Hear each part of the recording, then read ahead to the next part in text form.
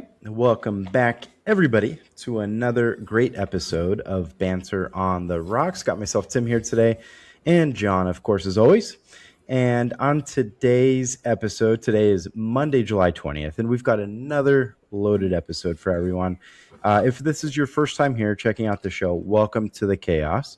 And to everyone who taps in each and every single week, we appreciate all the support more than you'll ever know. And make sure you've subscribed, follow, turn notifications on so you never miss a weekly drop from the boys. And on today's episode, we're going to be getting into our latest Banter takes, Summer Bash movie check-in. 1 out of 2 of our blockbuster hits has now hit the box office. One of us saw it, John. And of course, we're going to be going over a Wolfpack World Cup check-in. FIFA World Cup has come to a close, and we will be going over that. Banter Sportsbook, and of course, much, much more. And you already know how we do it. We keep it real with conversations, unfiltered opinions, questionable takes, and plenty of banter along the way. And like we do each and every single week, we're kicking things off with our banter drink of the week, what we're sipping on, why we picked it, and how it's fueling our energy for today's episode. On the mend, finally. Took forever to get here, John. Brutal last week. And I am treating myself to a beer this evening. Nice. I went to Trader Joe's.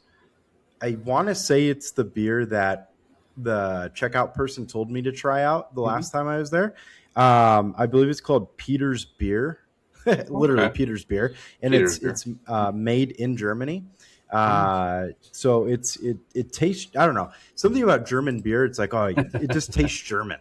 And this beer definitely does it. I don't know if it's like the certain type of hops they use or flavors, but it's really good. It's not like overpowering. It's a very modest beer.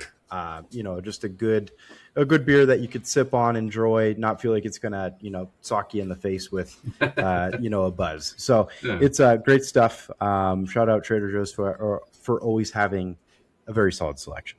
Yeah. Trader Joe's, like low key, you'll find some new ones too. Even like the local beers, like they'll always put some of those special editions, beers there. Even wines, like I say, they always have like some bangers hanging out there that you just have to search. They do, absolutely. And they have a really good like price point, I feel like, on a lot of them. If you want to go pricier, you can, but then they also have like, just a ton. Like I think this 6-pack was like $8.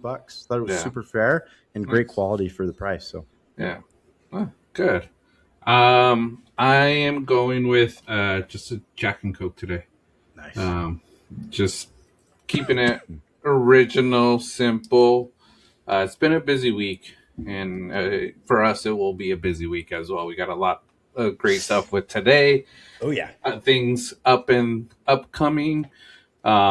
If you haven't seen our Behind the Banter with MOANA Skies, please do check that out on YouTube, Apple Podcasts, Spotify, Amazon Music. Great interview with Brad from MOANA Skies, straight from New Zealand. And like I said, if you're looking to travel somewhere and you're thinking New Zealand, check this podcast out, check the episode out, the discussion, and then it's really going to make you want to go and put that into your itinerary, because you can see the backgrounds. We're using some of the pictures that he shared, and this is all no filters, no anything, just exactly what you would see. Absolutely. Yeah. And that episode was so much fun because I feel like we really learned a lot. Like, I feel like we both have learned a lot just through this podcast, the amount that we've talked about space, but of course our upbringings, we always learn in science, but Brad, like, the beauty of MOANA Skies, I feel like, is only half the equation in the charisma and just like who Brad is like the other half, because he can perfectly carry on a conversation, incredibly respectful and just incredibly knowledgeable. Like he can elaborate on anything, astronomy, even if you want to talk football with him. And he'll go on and on. He's a wonderful human being. And it was just a real joy, being able to go on there. And he put up with our our conspiracy talk. Yeah. So anybody who can do that, power to them. He managed it, so we'll probably have him back for a few more conspiracy talk. We'll try Oh, to stump him with some of the things, but yeah, check that out on our socials. Clips are also on our socials, which you'll always see in our description. But we'll get into it with our banter takes. Our banter takes are takes we share with each other every week. No prep, no warnings, no idea what's coming next. Each week, we bring the hottest takes to the table without telling each other beforehand, so every reaction, every disagreement, and every meltdown is completely real. Some takes will be smart, some takes will be terrible, and at least one of us will probably upset an entire fan base. So we'll get into our takes. My first take, um, Tom Brady after football has become a great commentator, but he should leave it at that. The acting on display was awkward at Fanatic Fest this past weekend. Yeah. Tom Brady, like I say, I am a fan of Tom Brady. I've talked about it. My wife's a major fan, Patriot fan there. And we talked about it when he was, I think he's on Fox, if I'm not mistaken, on yes. Fox. When he does his commentary, he's really great. It almost reminds me of I would say a better Tony Romo. Tony Romo has a lot of great things and qualities to be a commentator, but there's a few other things that Tony Romo does that ick me. But Tom Brady, I think, is solid overall. The knowledge he has and just how he communicates on the mic. But then some of his acting has been questionable even before this. I remember seeing him in like some cameos in TV shows and movies, and isn't always the best. And this little spat he had with Logan Paul at Fanatics Fest, great for views, great for the attention, but probably not a good look for him. What's going to come out of this? I don't think Tom Brady's going to go to the WWE. I don't think they're going to have a boxing match. Maybe a card off, who could buy the most expensive card, Pokemon versus sports card, because I know Logan Paul's a big Pokemon guy. Tom Brady has his own sports card store, I think the Vault or something. That's right. Um, but yeah, like I said, not everybody could be a good actor. Tom Brady, I think if you want to do something beyond commentary, beyond owning a football team, be a coach. I think he would do amazing at being a coach. I'll say it. It's taking maybe our job. Do podcasting. You might do really great at podcasting, especially with some of the connections you have. But acting, until I could see maybe a little more at the moment, nah, not for me. Yeah, no, completely agree, John. I know that this take might get you in a little bit of hot water there in the household. You got It to be might, careful. it might. Uh, but love Tom Brady as well. Phenomenal to watch on the field as he was year after year, and he's had really good moments acting. Like one of my favorite commercials is the one where he's in a sporting goods store and people are just like, The I can't Boston, understand your Boston accent. And he's yeah, like, I'm from California. He gets all yeah, pissed off. And then he's like, wicked yeah. hot chowder. And, he's just mocking him and it just has no relevancy to his actual accent. And I love that. I think that when Tom Brady is acting, he plays a really good person who's like agitated Mm-hmm. and has a reactionary response of just being angry because that's how he was on the football field. And I think it Yeah. comes a little bit more natural. The thing between him and Logan Paul in this WWE thing seemed a little bit more like kind of like, like he's just mimicking or like being kind of like, I don't know, lack of a better word, sassy about it. Mm-hmm. Like at the football or at the FIFA final, he's there flipping off Logan Paul with like a little grin on his face. I don't know. It just Yeah. wasn't it as much. And then he did a little bit of acting with Mm-hmm. like the Gronk, with the hit getting him into the cane sauce. I think was Mm-hmm. another one. Again, Tom Brady, he does it just felt a little forced, Mm-hmm. with a lot of it. And the WWE thing, I just don't think it's up his alley. I No. feel like the NBA guys are doing a great job. I think Karl Anthony Towns has had a great cameo in WWE Mm-hmm. recently. Brunson and Hallie, Yeah. phenomenal as well. Like they know what they're doing. They grew up with it. Hmm. They just kind of fit the vibe of it. Brady, I don't know. It doesn't gel right. And Yeah. then I don't know. Maybe it's a biased. I think much to do with the Paul brothers. I think it's just oversaturated. Yeah. I think if you wanted to do something, Paul Brothers, I know why he did Paul Brothers get a lot of attention. It'll get views. It'll bring eyes to him. And if that's what the goal was, he reached that goal. But for validity and just that respect factor in entertainment, I don't think the Paul brothers are still respected too much. Like I say, in the boxing world, Jake Paul, um, I don't think he still has the respect of boxers. I think a lot of people still comment on his boxing events and how they might be fixed or not. I don't know. I have no say on it, so don't come after me. But it's just what I always hear about. And then Logan Paul, like I say, everything he's done, from YouTube, he's always going above and beyond. And I think WWE maybe might be his calling, but this starting spats with professional stars saying, he says he could knock out Patty the Batty, which honestly he may be able to just because of height and weight differential. There's a big difference between Logan Paul with all his muscles and if they're natural or not, that's something I don't know. It's about 210 compared to Patty the Bat or even Conor McGregor, who, when they go into fights, they're at 140. Mm-hmm. So and you have to admit there's a big difference there. It's not the same type of MMA as it was back in the day. So, like I say, if you wanted to get attention, there are a lot of other stars there that he could have done it. The obsession chick. They could have had a very funny obsession type, skit where she was obsessed with Tom Brady, where, he broke the thing and, she was going to go crazy. That would have been amazing because, like I say, she's still so popular, Indy Navarrete. So there was so much opportunities and he picked them, but I think it's because he knows eyes will always go to the Paul brothers. Yeah, for sure. And then they're both into cards. So that's probably the crossover, of course, with it being a Fanatics driven event. Mm-hmm. They own, much of anything involving cards these days. Kind of seems like one of those things too that, Brady goes and does WWE, does it once. They'll cut up whatever clothing he was wearing and then Mm-hmm. put it in a bunch of cards and then Yeah. resell it. There's definitely a ton of marketing behind it. And I feel like that's the overall direction they might go Yeah. with it. But yeah, felt a little out of place. Didn't totally agree with it. In with the Paul brothers, I don't know. Again, I feel like it's oversaturated. I understand, the effect that they have on a lot of people. The younger generations kind of grew up on them YouTube wise, Yeah. and they've kind of stuck with them.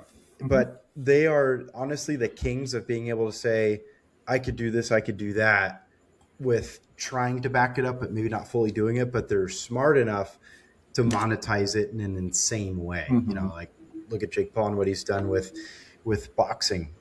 Like you said, nobody really sees him as much in the industry, but he was a top earner Mm-hmm. in all of boxing. And then, Logan Paul has made a fortune, I'm sure, out of wrestling, and in everything that he does there. And then he has his own podcast show, and I'd kind of be curious at this point to see if Jake Paul actually pursues an NFL career, saying that he could play slot receiver. Yeah, no, likewise. And then, going back to Patty the Batty, give me Patty the Batty post fight, 50 burgers in, gains the weight back. Mm-hmm. I think he demolishes and wipes the floor with Logan Paul Yeah. to catch up the weight. But you're right. Weight differential would be the biggest factor because if Logan Paul doesn't have that, he's going to get manhandled. Yeah, and I still think Patty the Batty could manage Jake Paul with a weight differential in an MMA fight. In a boxing fight, it's a whole different game. But MMA wise, I think Patty the Batty will take him on. But yeah. Well, one question with you since we're talking about this Fanatics Fest. Are you a fan of it, or you just think it's just way too much? You know, I'm going to answer this like a businessman, John, and I'm going to answer it as a personal person. Yeah. Business endeavor, invite us. Would love to attend, just for the pure content and interview possibilities. That would be absolutely phenomenal.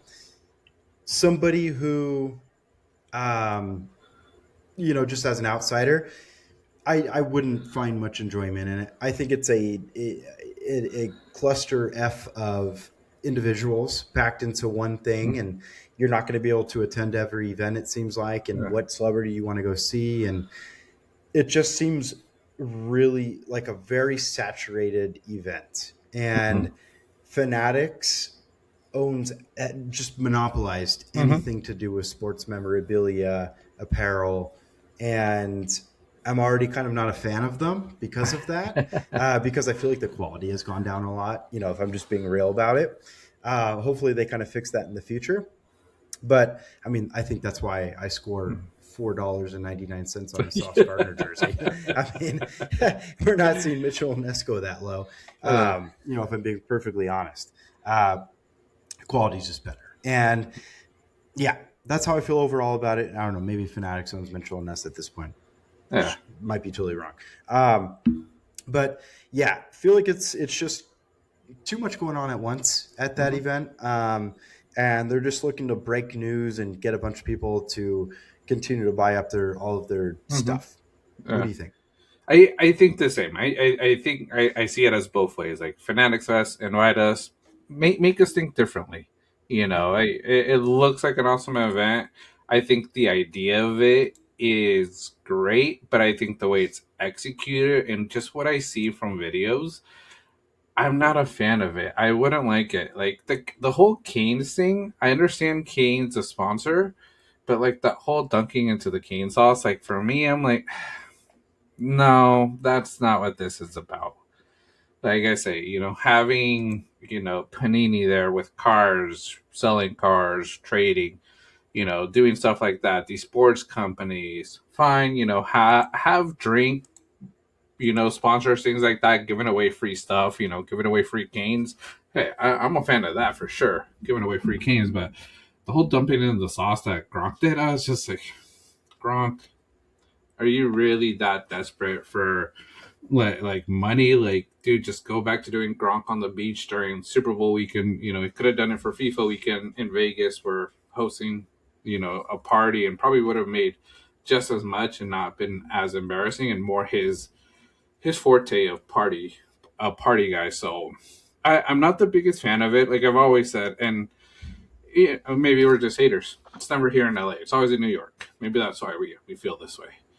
Yeah. But from what I see, I enjoy the conversations. I enjoy seeing some of the celebrities, but I just feel like it's way too much, um, and not as organized as other events like that, such as Comic Con. I think Comic Con is just still a lot more smoother than that. Yeah, no, I completely agree. Another thing that I kind of see it as now too is it's an event where they're begging for something big newsworthy item to Mm-hmm. drop. Like I think that they were really relying on LeBron to kind of drop the news of where he was going to go next Mm-hmm. season. Didn't do it, obviously, left it up in the air. I think he used the word process, and everybody thinks he's going to go to the Philadelphia 76ers because of it. Um, and without that big news dropping, it just kind of feels like what we're talking about. Mm-hmm. Very just how much money are they paying for all these celebrities to attend? Kind of Mm-hmm. feels like a publicized in a public viewing of his all white parties Mm-hmm. that he holds. Yeah. It's just every celebrity's athlete that you can name, all there doing something random. Um, and I don't know, is the Gronk thing an initiation of some sort? Because I Maybe. don't know why he's getting dunked in cane sauce. Yeah. Um, it seems like a Gronk thing to do at the same time, though. So It does a little bit, but yeah, I felt like it was just not really his niche. Mhm. But yeah, like I say, the question you asked, and then talking about it a little bit, Fanatics Fest. I I will say I'm not a fan, and like I say, like I mentioned, who knows? Maybe because it's not here in LA. Like, let's see them do something in LA. Let me see if it's the same. If it's the same as in New York, It's one. It may be like a one and done. Just show up once, experience it, and be like, all right, I'm good. Call it Yeah, that. for sure. No, absolutely. It's. I guess it was convenient with the FIFA World Cup this time around, Mm-hmm. with that being over there in Jersey. Mm-hmm. But yeah, mix it up a little bit. Have the event elsewhere, not just New York. Um, yeah, Yeah. yeah. Yeah. Invite us But, still. We'll but, yeah. change our But minds. Tom Brady. Like I say, fan of him. Should have done something different, but also understand why he did it with the Paul brothers. Yeah. All right. Got my take here. Podcasts have officially replaced late night television. Absolutely. Podcasts have genuinely taken over the game. I feel like that we've seen late night shows really kind of hit to the curb. I feel like, the most prominent one is probably Jimmy Fallon at this point, Mm-hmm. still being out there. Previous to that, we'd always have Conan. We'd have, there's another gentleman, I think he was Irish, that was always on. I forget his name. I'd watch it. Craig Ferguson, I think it Craig was. Ferguson. I kind of enjoyed his show. Mm-hmm. Then you had James Corden, Mm-hmm.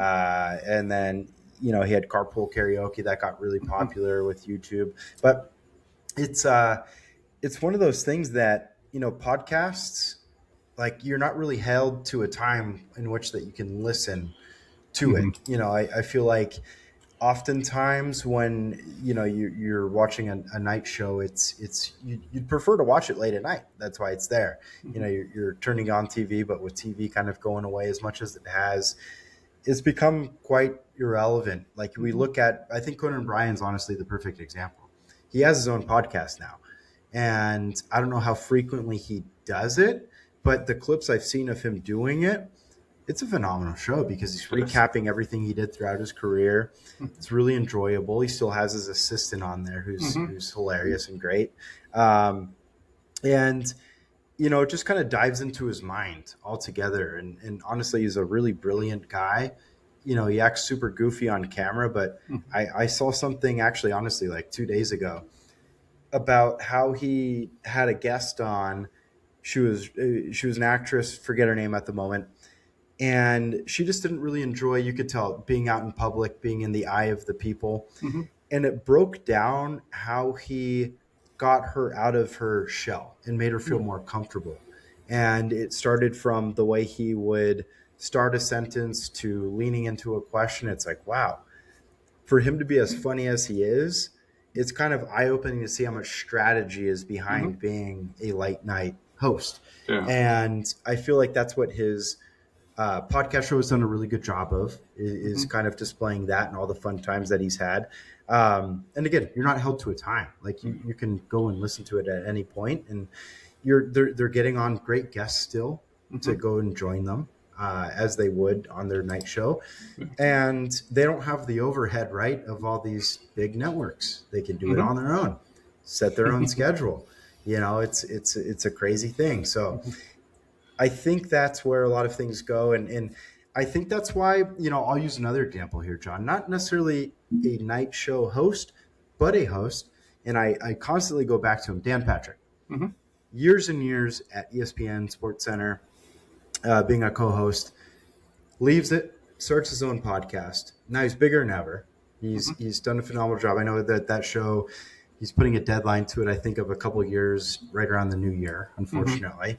But good for him. He's getting up there in age and wants to enjoy retirement. But what he's created with that, and he addresses ESPN as being the mothership. And, just kind of hearing about him talk about them, like, you can tell that he doesn't have the best of feelings towards them, Mm-hmm. in the way that he was treated, and kind of how things went while he was there. And now we kind of see where ESPN is at the moment. It's not in a good spot. Yeah. They're going through a whole new slate of layoffs as of today, and it's just, I think people are kind of sick and tired of the network thing and being told what to talk about. And I think people get tired of talking Cowboys and Lakers all day, every day, Mm-hmm. and prefer to kind of go off on their own tangent and do what we do, and come here, talk about what we want to talk about, and have a great time doing it. Yeah. And it's just, it's just a model that makes sense, and it's a lot more enjoyable for everybody, both the people making the product and listening to it.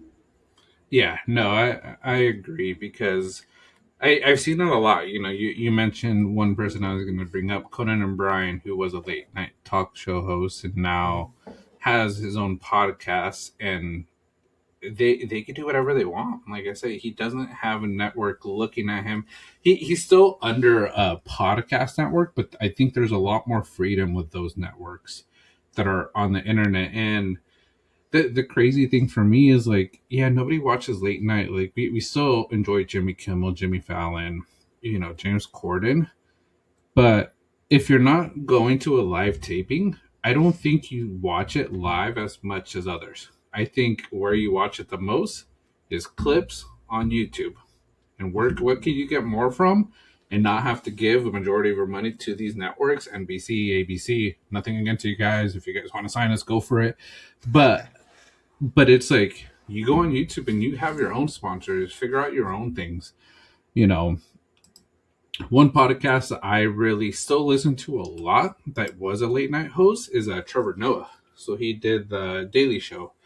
And I really enjoy him. I know some people aren't a fan, but what he talks about, he brings whatever topics are going around in the world. Right now, I don't know if you saw it, if you've seen it, Tim, but like during the World Cup, he was watching games with his friends. He'd bring on some celebrity people and, watching it live, asking questions, still doing interviews. And he did really great. I enjoyed what he did. And it's an idea for when ours get bigger. It's something we could do with other people in the studios, watching the games, asking questions, and still diving into some of the conversations, because like I say, they'll discuss VAR, during the World Cup, some of the controversial calls and all that, and have honest, real conversations in that moment. So I truly do think late night is dying, and it's probably not all of late night's fault. It's cable's fault. It's these, network fault, and I think podcasts are really replacing a lot of that because every celebrity that starts a podcast, they get all the hosts. And I saw another one I saw recently, Good Hang with Amy Poehler. She was never a late night host, but she has her podcast. And honestly, saw the episode with Matt Damon promoting Odyssey. Also had Christopher Nolan on it, and it's sort of like before you needed to get on these late night talk shows to sort of promote movies, promote something new coming up to get it out there. Now you just got to go on every single podcast that's popular. Conan, Amy Poehler, Banter on the Rocks, all these podcasts. You got to get on it to sort of start being out there, and it's probably a lot more valuable than the network ones. So I think we're going to see that change in the future. We're going to start seeing a lot more podcasting from celebrities. And like I said, I always joke around about it. Like, yeah, they're taking business from us, but honestly, we're always grinding. We enjoy doing this.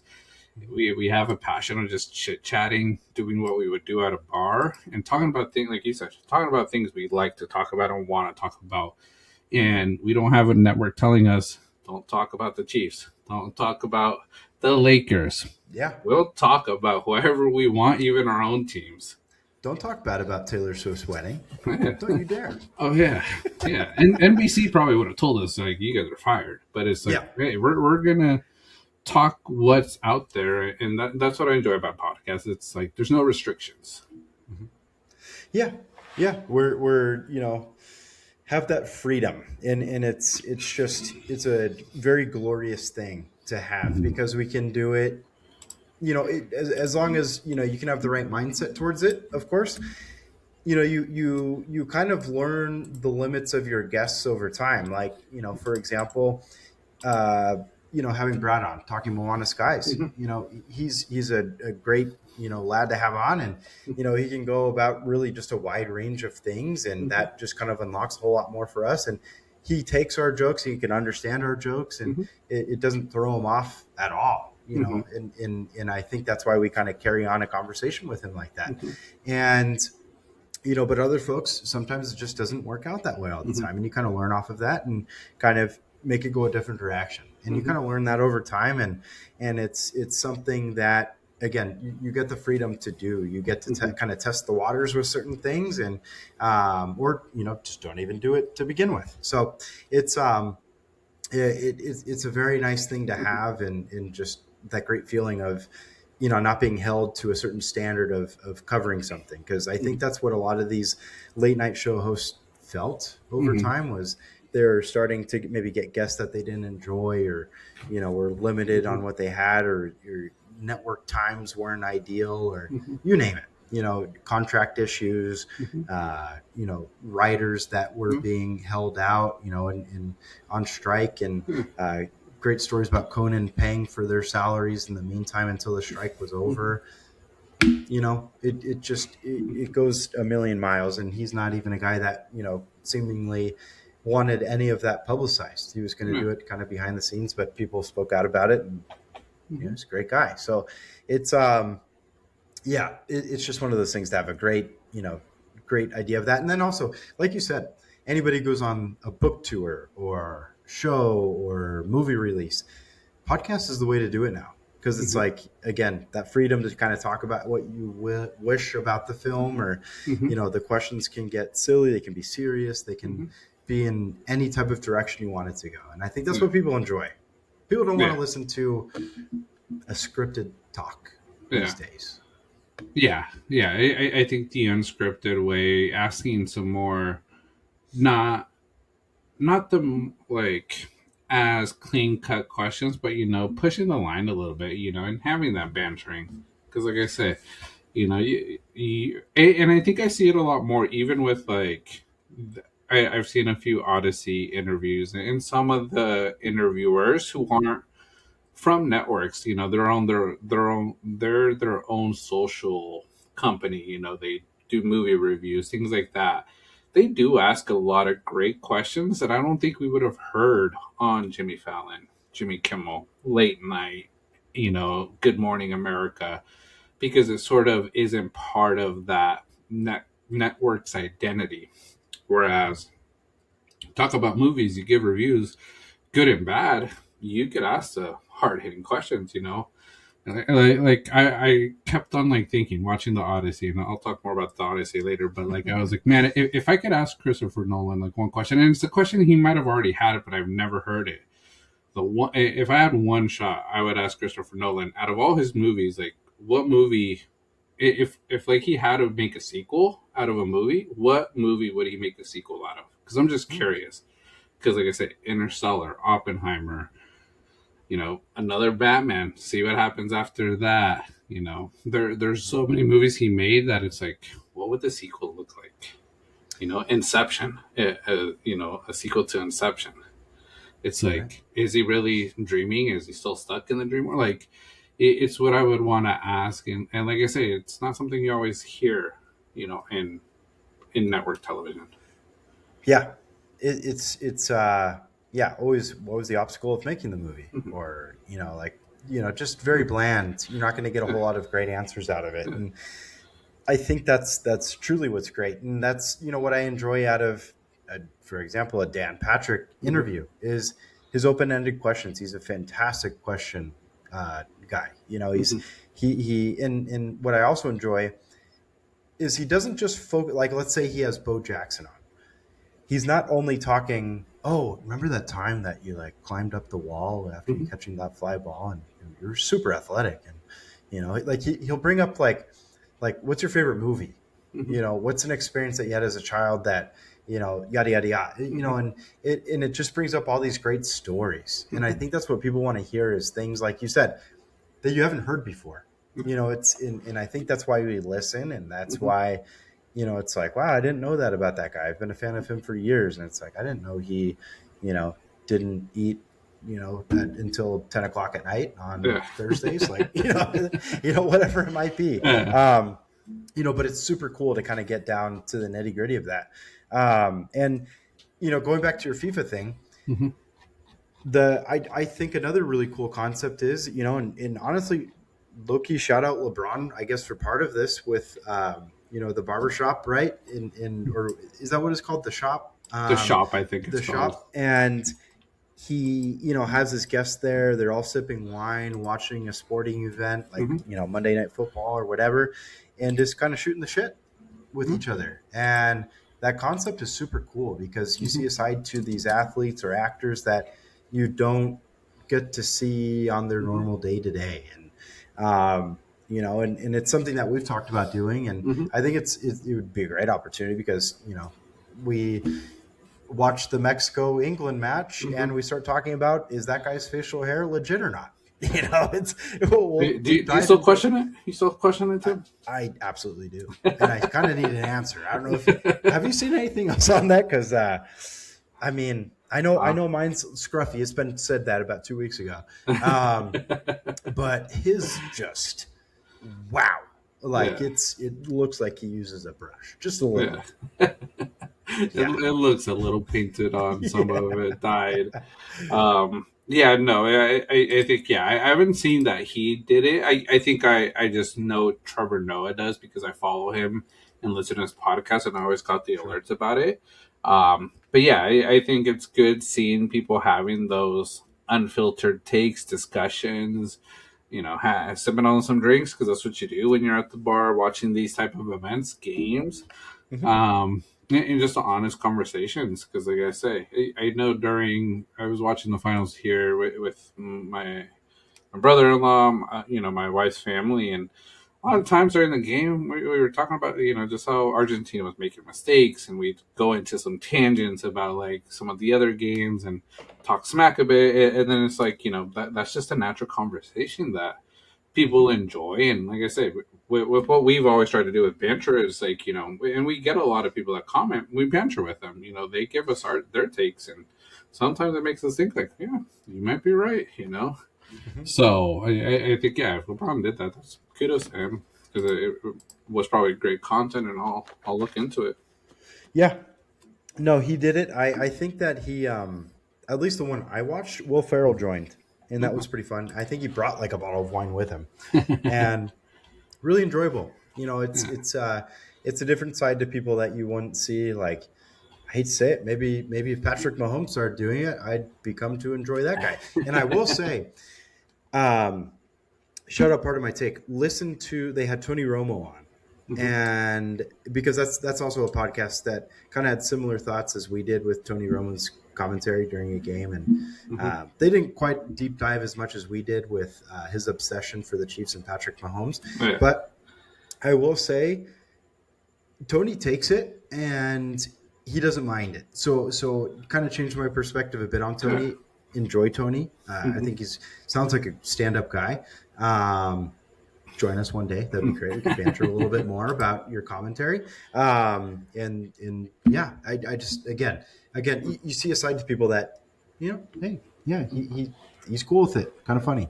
Yeah. No. Yeah.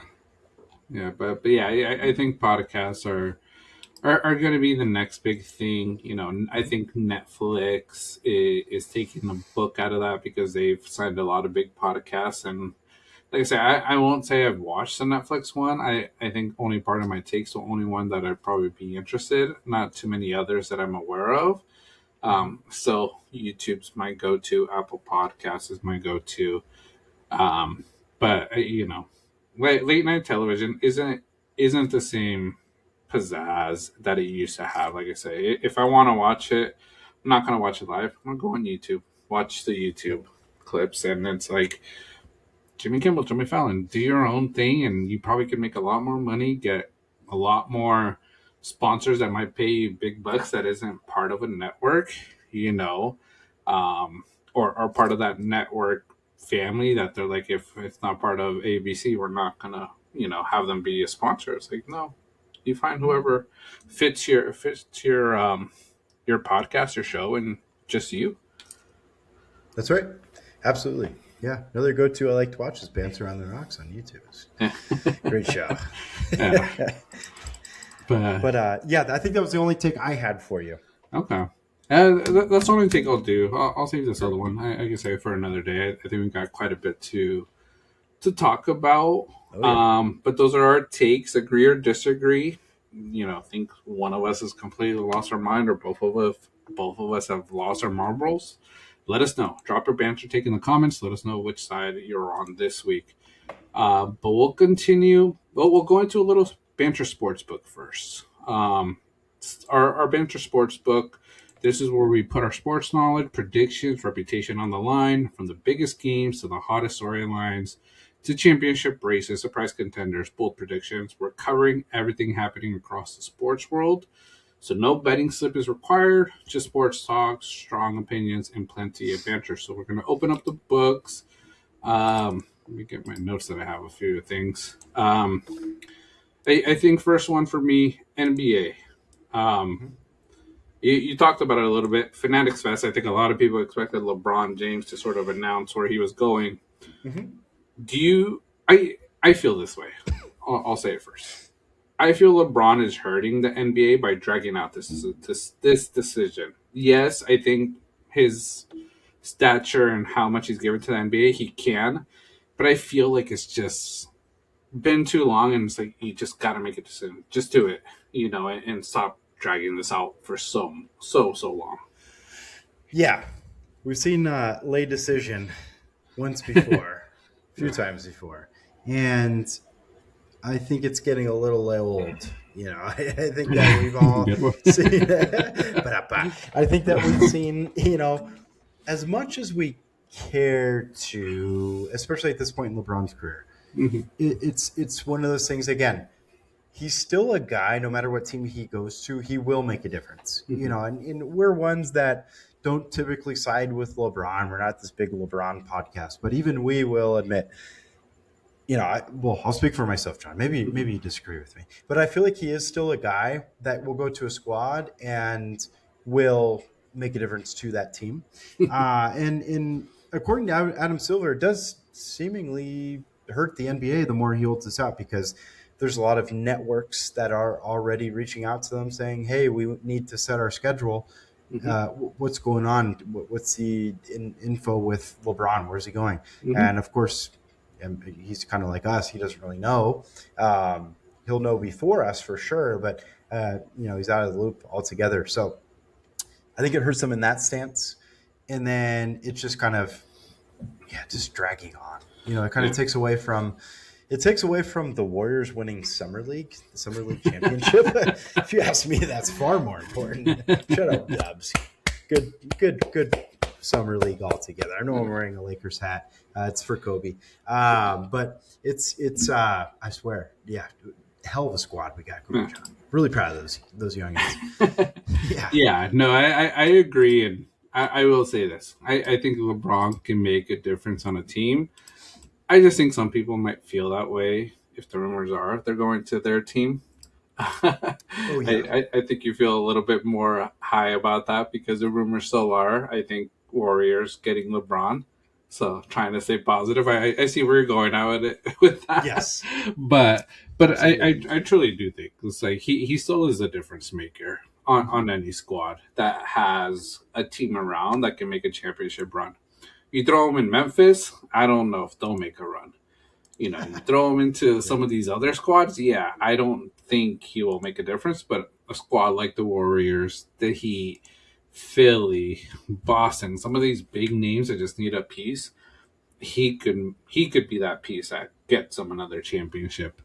Um, but yeah, I think it's just dragging on too long. There's teams that are probably not making moves yet because they're waiting to hear about it, and like I say, it sort of puts them in a dangerous area where if they get past a certain day, there's some players that might have a guarantee, and it's sort of like, come on, LeBron, I just need to know what you're going to do so I can figure out, especially the teams that are waiting on him. Your Warriors, the Heat, Sixers, like I say, there's going to be quite a bit of moves, and if LeBron ends up burning you guys like a team, it's like now we missed out on these 3, 4 players that we could have, built around Steph, built around Giannis and Bam.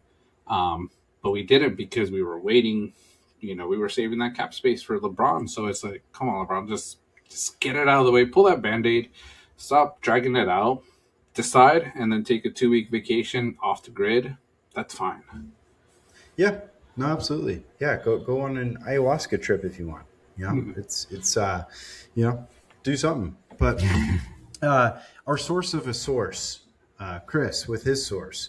Uh, I relayed the news yesterday. It seemed like Miami Heat got the word this afternoon. He said, "Scratch that.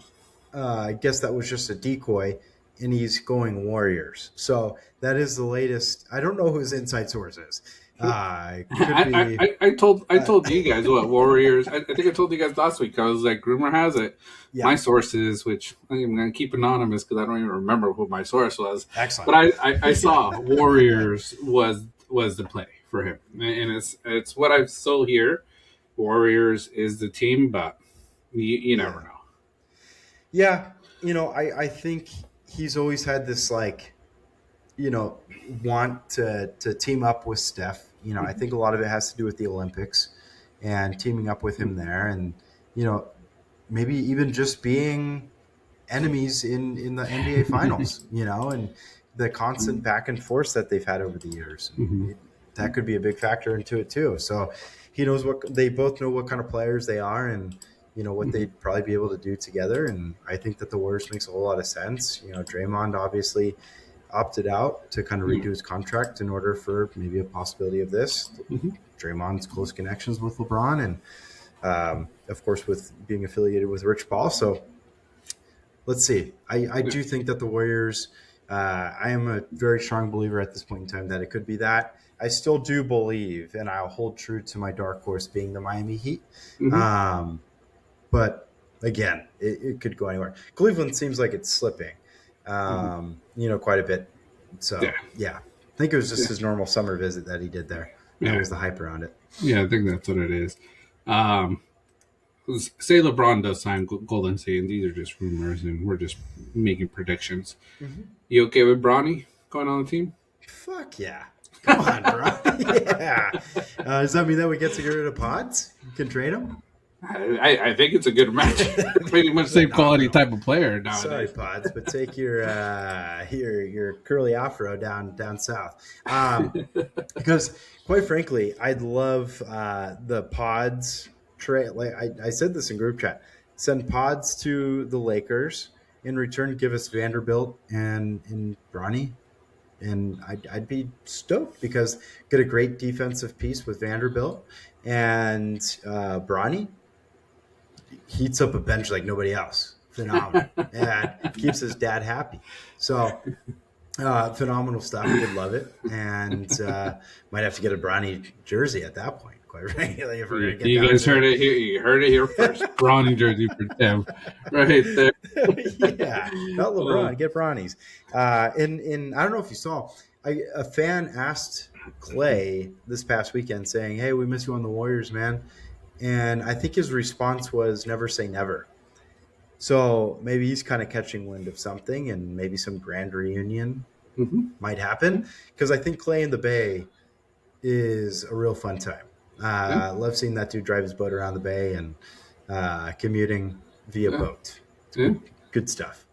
He's gone through a lot this last year with his personal relationship, and he maybe needs a change from Dallas, going back to the Bay where it started.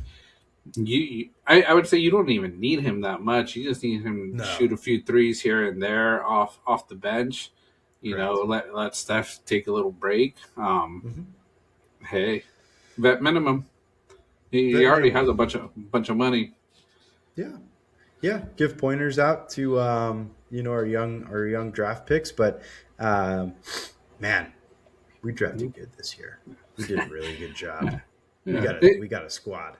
And let's talk about that a little bit too. Well, not just your team, but Summer League.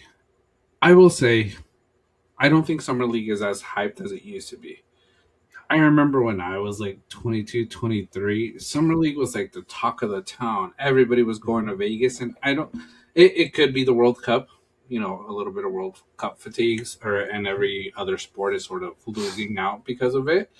But even last year, I'm like, I don't think Summer League has been a big place or as big as it used to be, where all the NBA players would show up. I don't even know if many, veterans showed up to Summer League other than Bam and Tyler. Is it Tyler Hero getting into that little spat? Yeah, the fight. Yeah. In the that was, I think, the big news of all Summer League.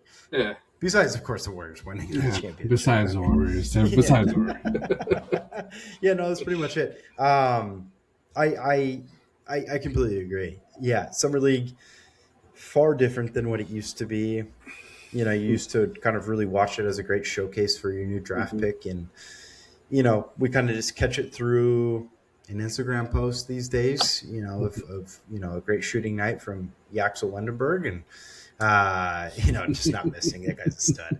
And and you know, it kind of takes me back. Remember the McDonald's All American high school basketball games? Dude, I used to whenever I'd stay home sick and I just had nothing to watch, I would put on ESPN almost certain times a year, almost a guarantee the McDonald's All American games would be on there. I remember watching like LeBron and Carmelo having a dunk contest back in the day. The best TV. And now you don't hear. I don't even know if the McDonald's All American games exist anymore. I think it still does, but like you say, it's just the hype isn't there the way it used to be, and that shows the quality of the product.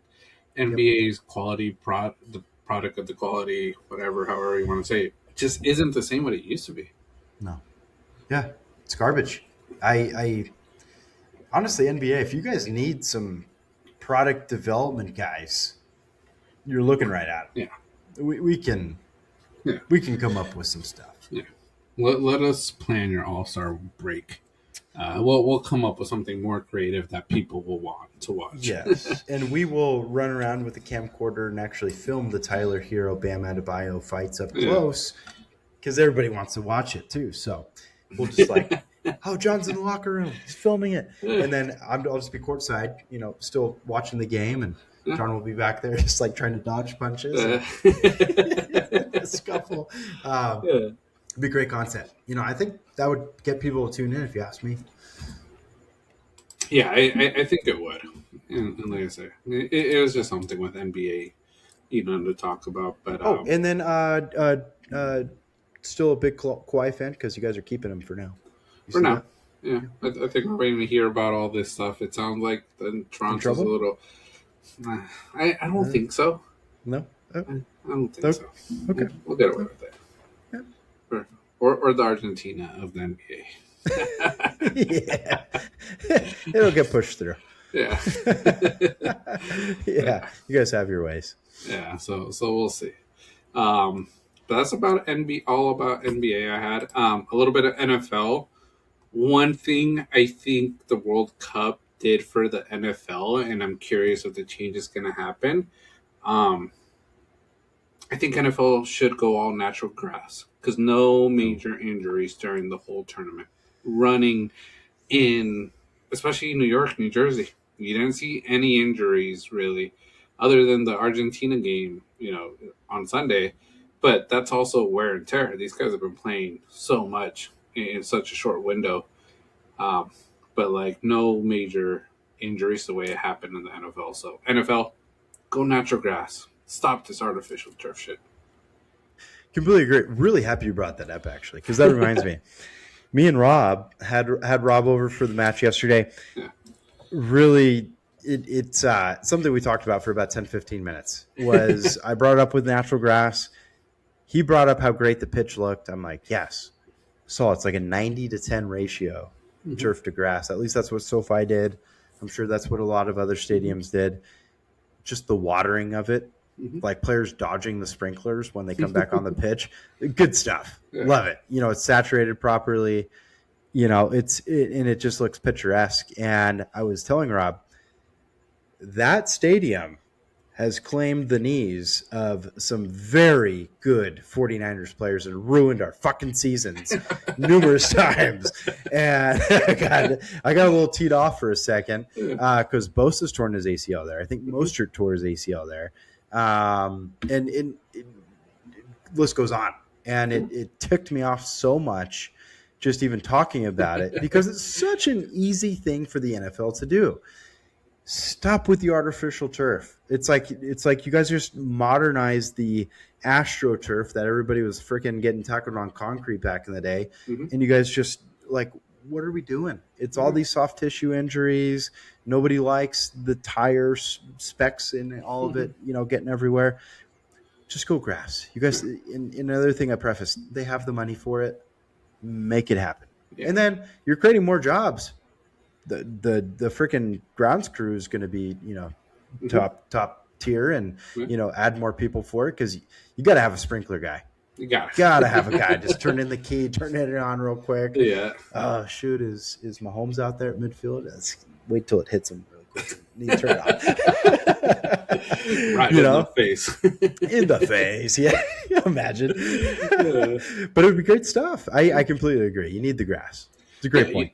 You need the grass. Like I say, the artificial turf. I as a business side, I'm putting that business hat on right now. Let me take this one off. Here's my business hat. I'm going to save a lot of money. Yes, I don't have to pay for grounds crew. I don't have to repair grass. It's easier to repair artificial turf.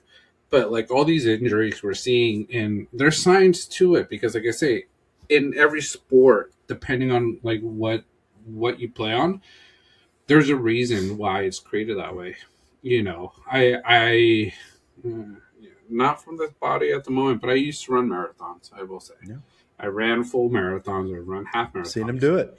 Great work. And one of the things I remember learning when I was running them and training was like when we'd go run out in the community, they always told us, don't run on the sidewalk, run on the streets, because of how it's created. The way the asphalt is compared to the concrete street, it does hurt your joints. And I always felt a difference when would run on the sidewalk compared to the street. And like I say, is it dangerous to run on the street? Yeah, but that's why you run towards traffic. So if a car swerves, you jump out of the way.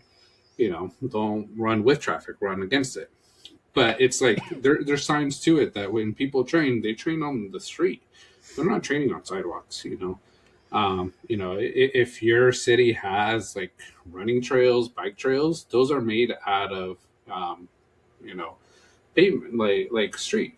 It's not concrete. It's all asphalt. It's a lot better on your knees. It helps the mobility when you're running on it.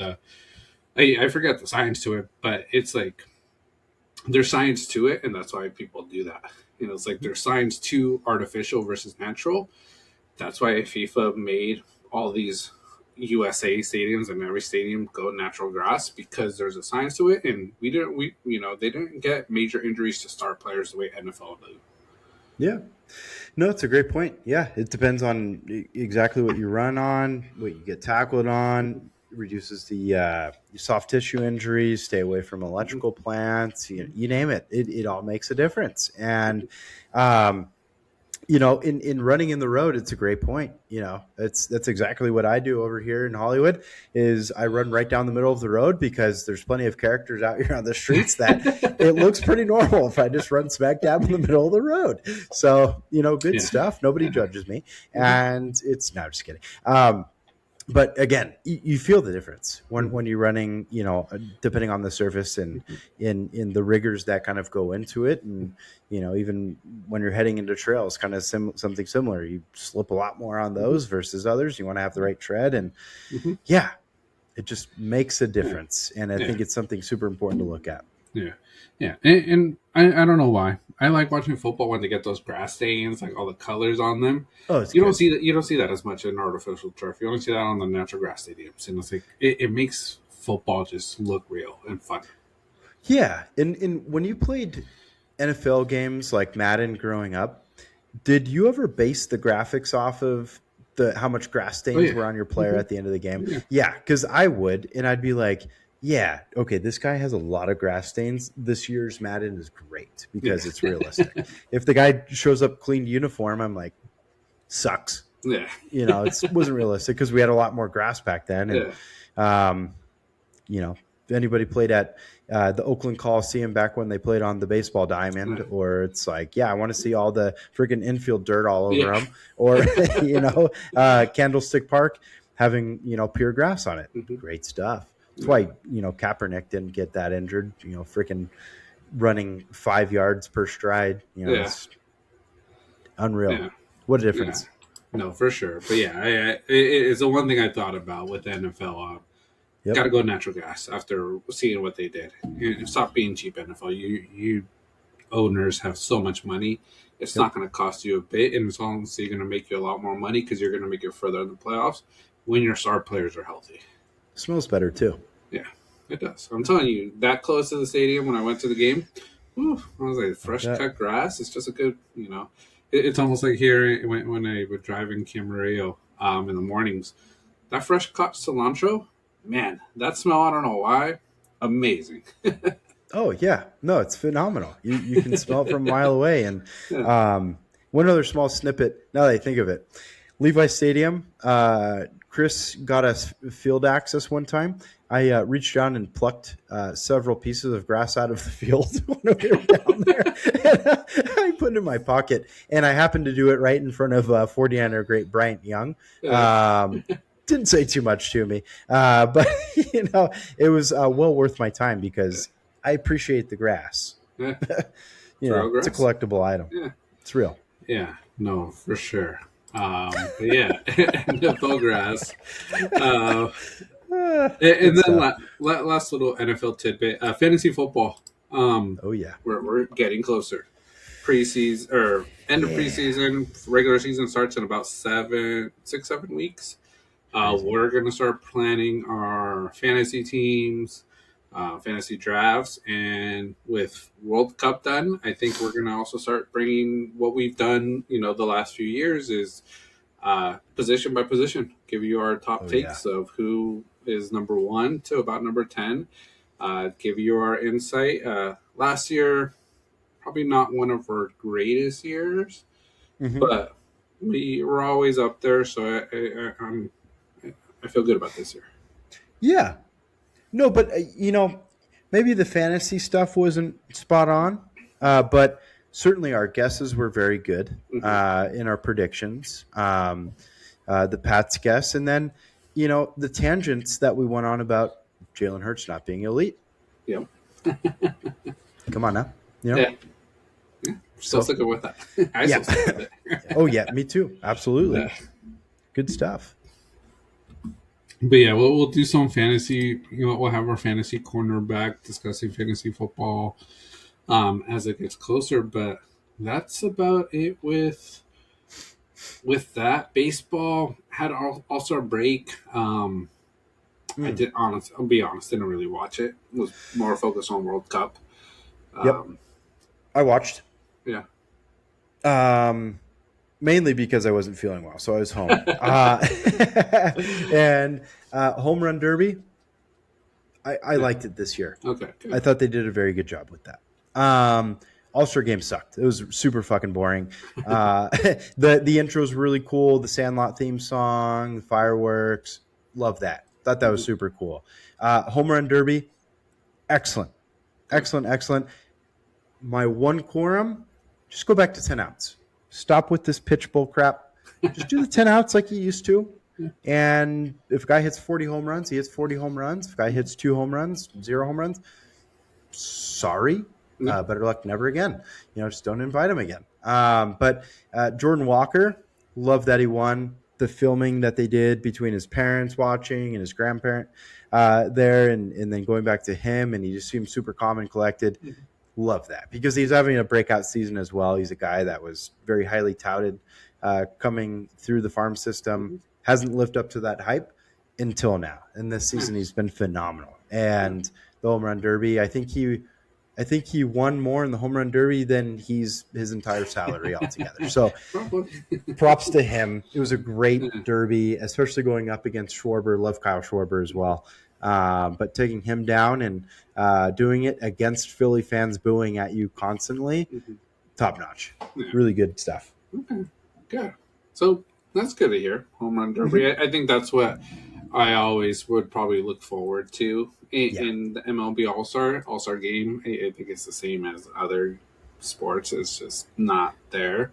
Yep. Um, but yeah, like I said, it came and went. Yep.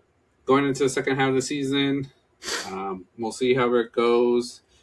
Um, Dodgers still. I think the one thing I'll say, Dodgers, we have so many injuries and still Mhm. dominating. Um, it's our year. It's our year to lose. Yeah, no, again, it's leaning that way. I know that you guys are still making some trades. I think you guys made one today for another pitcher. I think pitcher's the real concern.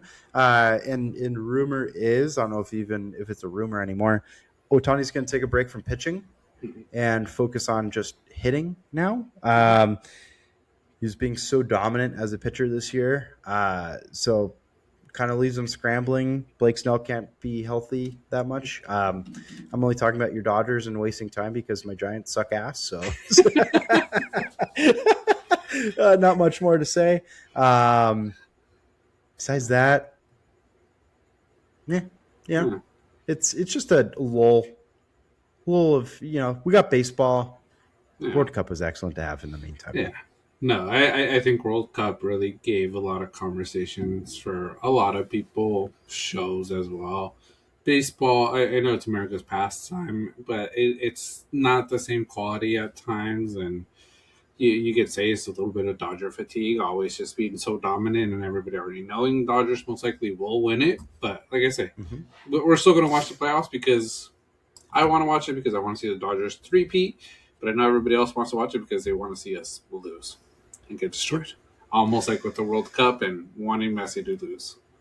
Absolutely. You seemingly won't have to worry about the Padres very much because they suck ass. And the one thing I will be disappointed at is just Machado not, him complaining about somebody using a very big word in an interview and saying, why are you using those words?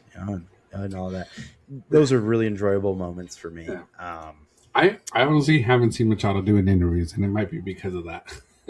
Yeah, it's probably because I think he's batting like 170 at the moment. Mm-hmm. So that's you don't talk much when you're hitting like that. So Yeah. So, but as the end of the season gets closer, trade deadline gets closer as well. We'll talk about these big trades because it'll be a lot of big teams making moves. Dodgers, uh, Yankees, Dodgers, Phillies, Dodgers. But there are some surprise teams.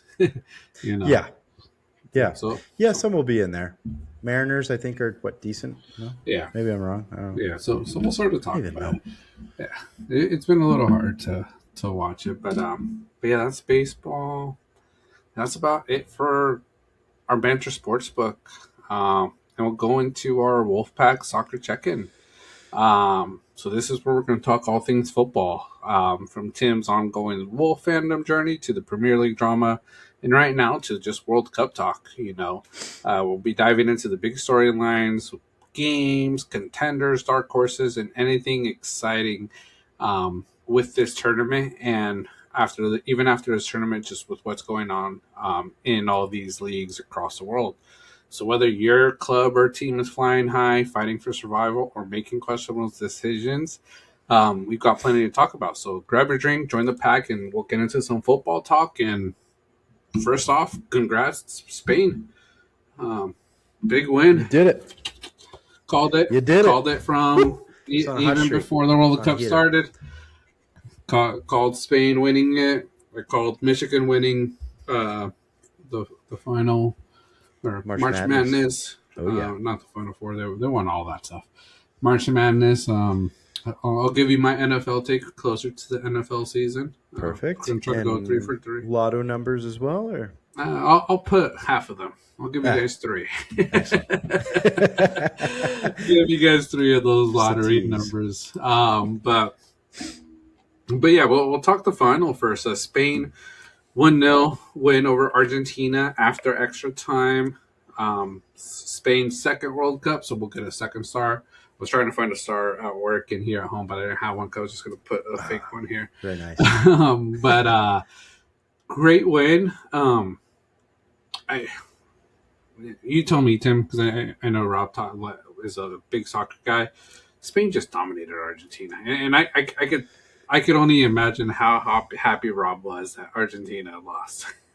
Oh yeah, no, and I was joining him, kind of hyping him up regarding a lot of that banter too. And it was utter dominance, and we saw it from right out the gates. I think at one point we got up to, what was it, like 21 shots, 14 shots on goal, and 0 for Argentina. It was all Spain. And just time of possession, the passes that they had, the amount of time that they're keeping it on the attacking half, pressuring Argentina. Messi was non-existent. Barely got some moments there at the end of the match, and kind of felt like one of those matches where you don't want Spain to kind of let off the gas and pull in England and, get very worried, about, a last second crosser from Messi and somebody headering it in. And we almost saw that on one occasion. Outside of that, just Spain, just complete and utter control. Substitutions, I think Rob was a little bit worried about at moments. Armando, our good buddy, brought up, the Williams was kind of killing a little bit of the momentum, but then I think that quickly, shot him in the foot off of how great of a header assist that was. Yep. Yeah, phenomenal. So, yes, complete and utter dominance by Spain. Scoreboard didn't do it justice. Should have been 2-0 if you ask me, though. Yeah, it should have been like 5-0 regular time, the way it was going. Spain, utter dominance. Didn't let, their foot off the gas pedal at all during this game. And Argentina just didn't have answers.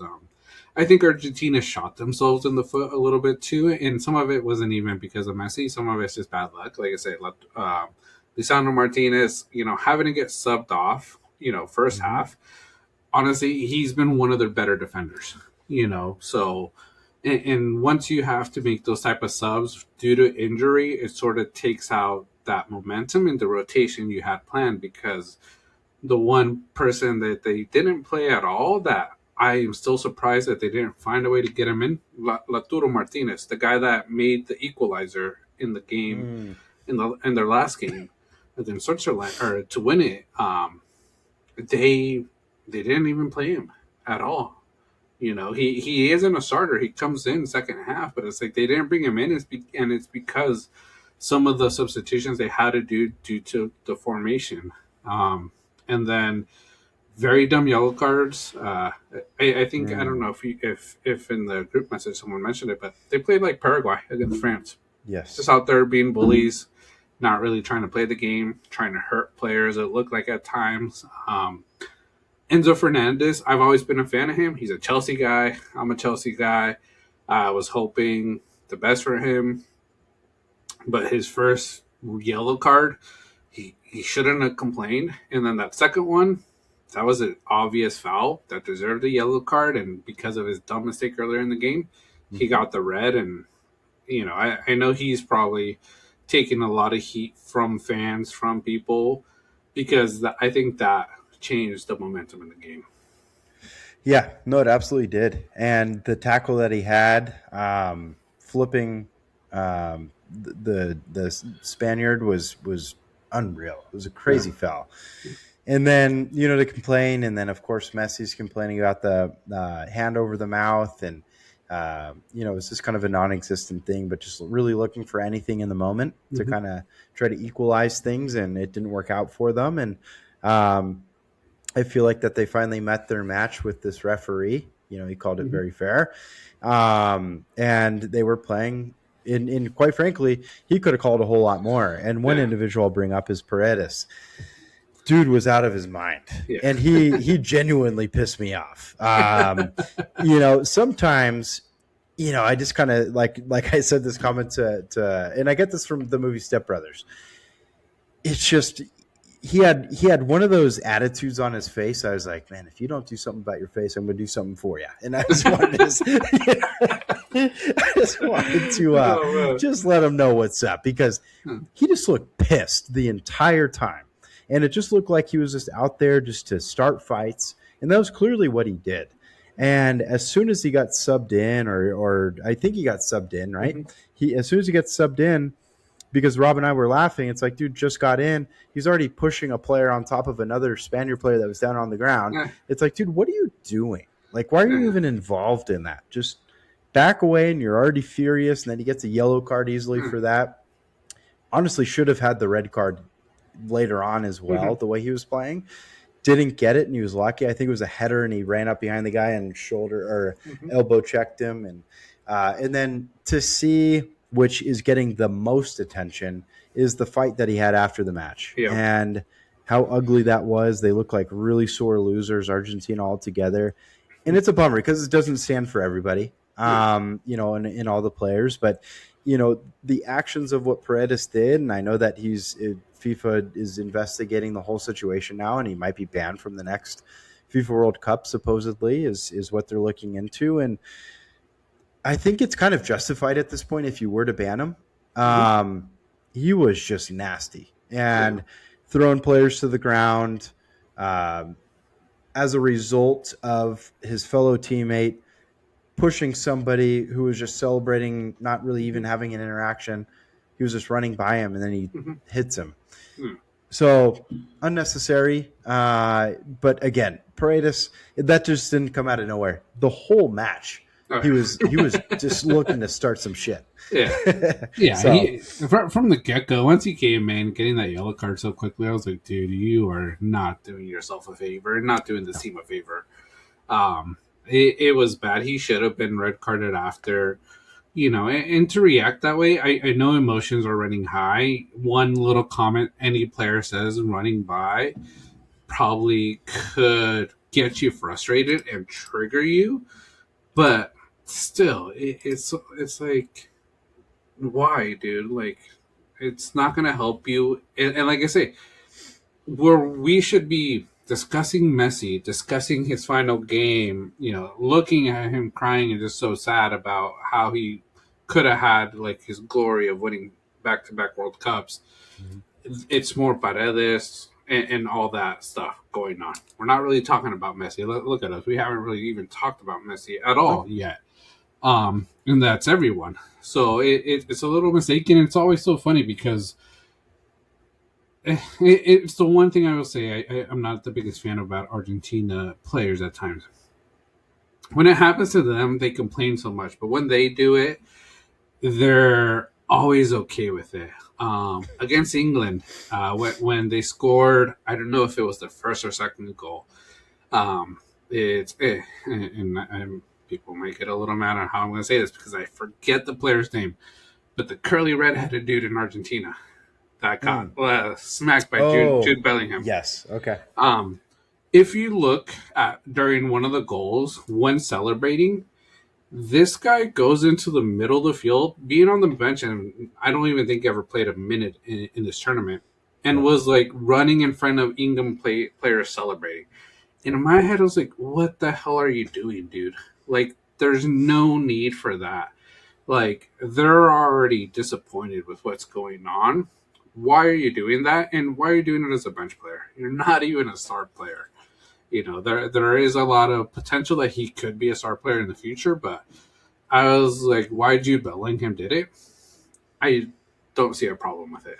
I was like, you deserved it because you were just arrogant and you guys feel so privileged just because you guys are winning, and then when you guys are losing, you guys are the biggest. They've been the biggest crybabies when they've lost big games like this, and it's a bad look for Argentina. And like you say, I don't think Messi's that way. I think with Messi, the cucurella, the little mouth where you put it like 3 fingers like that, it's like everybody's always going to try to get an advantage. Messi needed an advantage. They were going down one player. If he could have found a way to get someone out and make it even, it's what he was trying to do. And good attempt, but it wasn't going to work.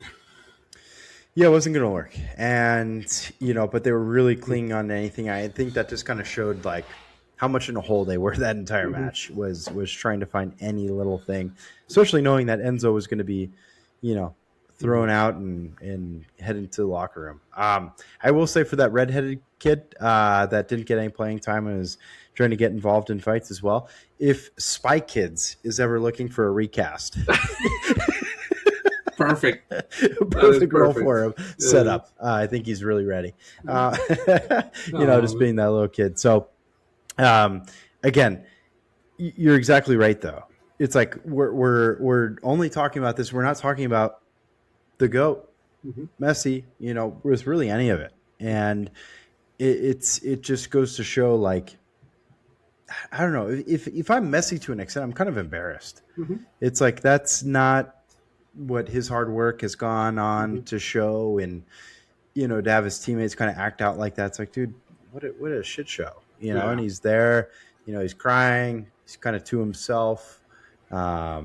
Lamine Yamal walked over, they hugged it out, and Mm-hmm. Messi was showing good character and Mm-hmm. hugging and stuff, and yeah, it's one of those things that I think it outshined the moment, and Mm-hmm. here we are getting, I think, a little bit more of a farewell from an Instagram post by Messi more than anything. So, Yeah. um, yeah, I feel like Cristiano Ronaldo had a bit more of an end all Mm-hmm. with his match in comparison to Argentina. So, Yeah. crazy, and a lot of people are calling for Argentina to be banned altogether after this last thing. That won't happen. But I mean, justifiably, do you think there should be a ban for Paredes after his actions? I I don't I don't think it's gonna matter, honestly. I'll say Yeah, I don't think Paredes will be part of the next World Cup no matter what. that's what Rob Age was wise, saying. I think he's already out of it. Isn't really that great of a player. I think they have a lot of young players in their system. One player I wish I would have saw, and I think they should have played a little bit more to help develop, and it's probably the next future. Nico Bass out of Oh, Como. That guy should have had more opportunities to play, get that experience. Because I think he might be a little bit more of that future for Argentina moving forward after Messi. Yes, we could talk about Messi passing the torch to Yamal right now as like one of the best players in the world. But how about for Argentina? He didn't pass it to anybody. As of yeah. right now, Argentina has no identity once Messi leaves. And like I said, I think Nico Paz, I think he's like 21, young Oh, kid, wow. great player, has helped Como go come out of the bottom of La Liga to now even going into the Champions League with one of these small clubs. Ryan talked a little bit about Como. We mentioned it in that episode Mm-hmm. about Como in what in the league. But yeah, it's like I don't. Whatever happens to Paredes, he ain't gonna be at the next World Cup no matter what. So I don't think it really matters. I think he'll get a 5-6 game ban or not be able to play in the next major tournament, which will either be like a Gold Cup or the one in Europe, in South America, the Yeah. Common. Yeah, and in I saw his career has already taken him back home to Argentina. I think he plays for their league there now, Mm-hmm. and I think he had a stint with PSG was his most prominent role, and Mm-hmm. now he's back there. You can tell he's on the tail end of his career Yeah. anyway. So Yeah. you're right. I don't think it'll matter much. Maybe some type of fine in the future for Mm-hmm. Argentina, but I think most of all the damage is done. Mm-hmm. I think it's just a bad mark on the Yeah. squad altogether, Yeah. unfortunately. Yeah. How it ended for Messi, I think that's what I feel the most for. Yeah. I'm a Messi fan. He is, to me, he is the GOAT. But the way the tournament ended and how some of these Argentinian players played this tournament, a little just too cocky and thinking that they were the shit, making it seem like their shit don't stink. Um, Yep.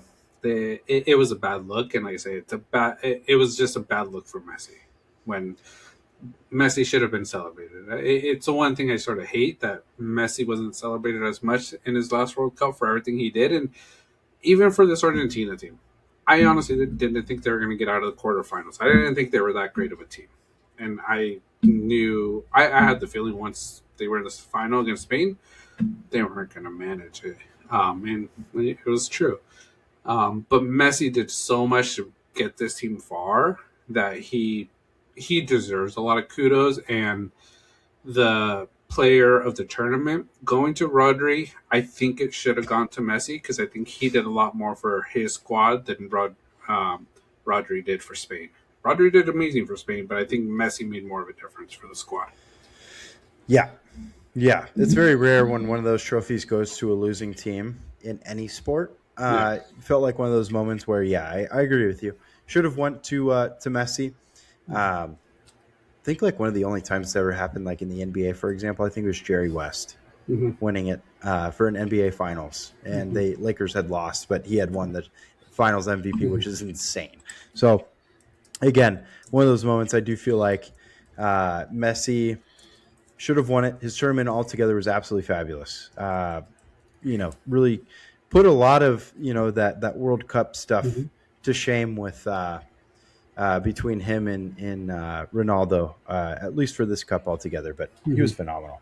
Yeah, no, he's phenomenal. Messi, like I said, what he did, amazing. His career as Argentina, he's going to have statues built for him in Argentina next to Maradona. Could have had more, but like I said, his squad was just never there.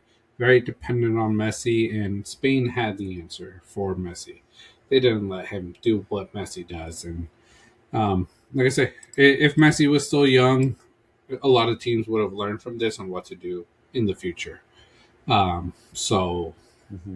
yeah, that's about all of Messi talk I really want to do. Like I say, I'm gonna try to go see him whenever he comes to play here in LA with Miami. Try to get to see him live once before he does retire, because he will retire soon. But yeah, shout out to Messi. Third place game, England France. You called it. Going to be a goal scoring match. 6-4, England winning it. I think I mentioned it in the group chat. For me, it was an all-star game. Yeah, I knew it was going to be high scoring, but very eventful when there was nothing on the line and they were just having fun. Yeah, exactly. It just felt like there was an update with a goal every 2 seconds of that match. And Bellingham scoring again. And you just had everybody getting involved. It was, like you mentioned, it's an all-star game, arguably, a bit more entertaining than the actual final. And that's kind of what I said in our big group chat regarding it was, those two teams kind of going at it seemed a little bit more interesting to me at that point in time, because kind of like you prefaced with Argentina is really fun team, especially with Messi in those earlier matches and seeing how they'll make it through. But going up against a team like Spain, France, or England, being able to play against them would have been a lot more entertaining. Of course, it would have been England, but would have been a bit more entertaining. Would have made my hot take look even worse than it already has with England, because they far outperformed anything I had talked about them. Which, in the back of my mind, I always kind of had a feeling with them because they're a phenomenal squad. But it's going to be a team that's going to be good for years to come too. But yeah, fun match overall. Just like you said, all-star game-esque. Just goal after goal. Yeah, good. Like I say, fun game to watch goals if that's what you cared about. And that's about it. Bellingham coming in, late, scoring. Great from him. The one thing I would say, and I think a lot of people are talking about it, these goals counting toward the Golden Boot, it shouldn't have counted. Mbappe won the Golden Boot, but it's like it was a game that didn't matter. That guy shouldn't even been playing a full 90 minutes. He was there for stat padding. He's the Angel Reese of World Cup. Let's call it. Yep.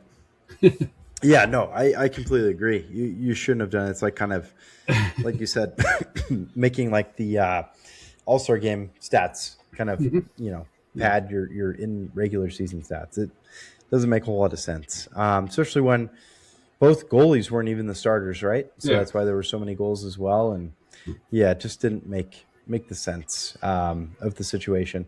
One thing about the final, one last little thing. I thought the halftime show was great, if that's what you want to call it. Halftime show. That was really good. My favorite part of it wasn't necessarily like the performances. They were all very good. Kind of seemed like they just tried to find an artist for every genre and whoever likes whatever. But the way it was filmed was really cool. I think that, big fan of Ted Lasso. I love the Ted Lasso cameo and just the way that was filmed leading into Justin Bieber, his performance, which a lot of people are kind of hating on. Of course, he's going to get hate, but I thought it was fine. I thought he did a good job. But very cool. Very cool how it was filmed and shot. Didn't always getting like that aerial drone footage. It was something just right there following Yeah. along, and did a good Yeah. job.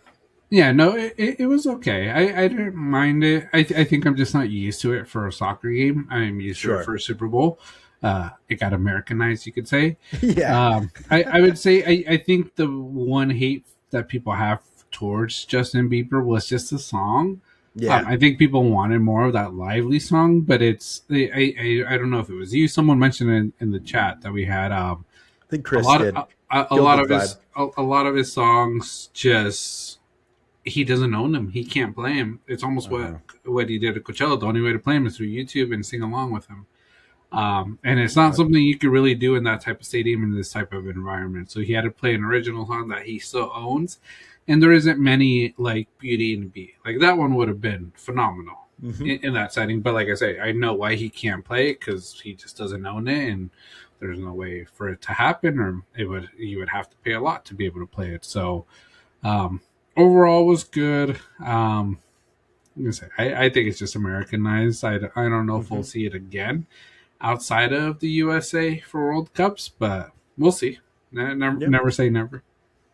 Yeah. Like the vibe was good. And I don't know, just a big halftime show guy. It can make a difference in the vibe. Good. But the Bieber not owning his playlist, it's such a crazy concept to me too. Like I know Taylor Swift went through it, and a lot of artists are. When you sell it, all of your your tracks, or the corporation owns it. It's crazy how that works. Like you created it, but you still can't play it. Yeah, it's insane how we do things in America. Yeah. I think it's mostly you only see it in America, so crazy. But yeah, that's about those takes there. I think some of the big hot takes to talk about, on my post, I sort of gave my hot takes of like the tournament, some of the things I saw.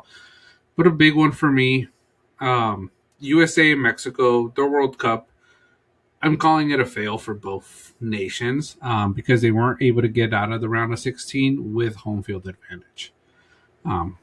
Just a big loss for those teams. They should have gotten out of the round of 16, maybe into the semis, close to the finals. But like I say, for USA, Pochettino, I think he did great. He was a great manager, made a lot of great moves, but I think the team gave up. I think Team USA gave up in that last game. They weren't able to do it.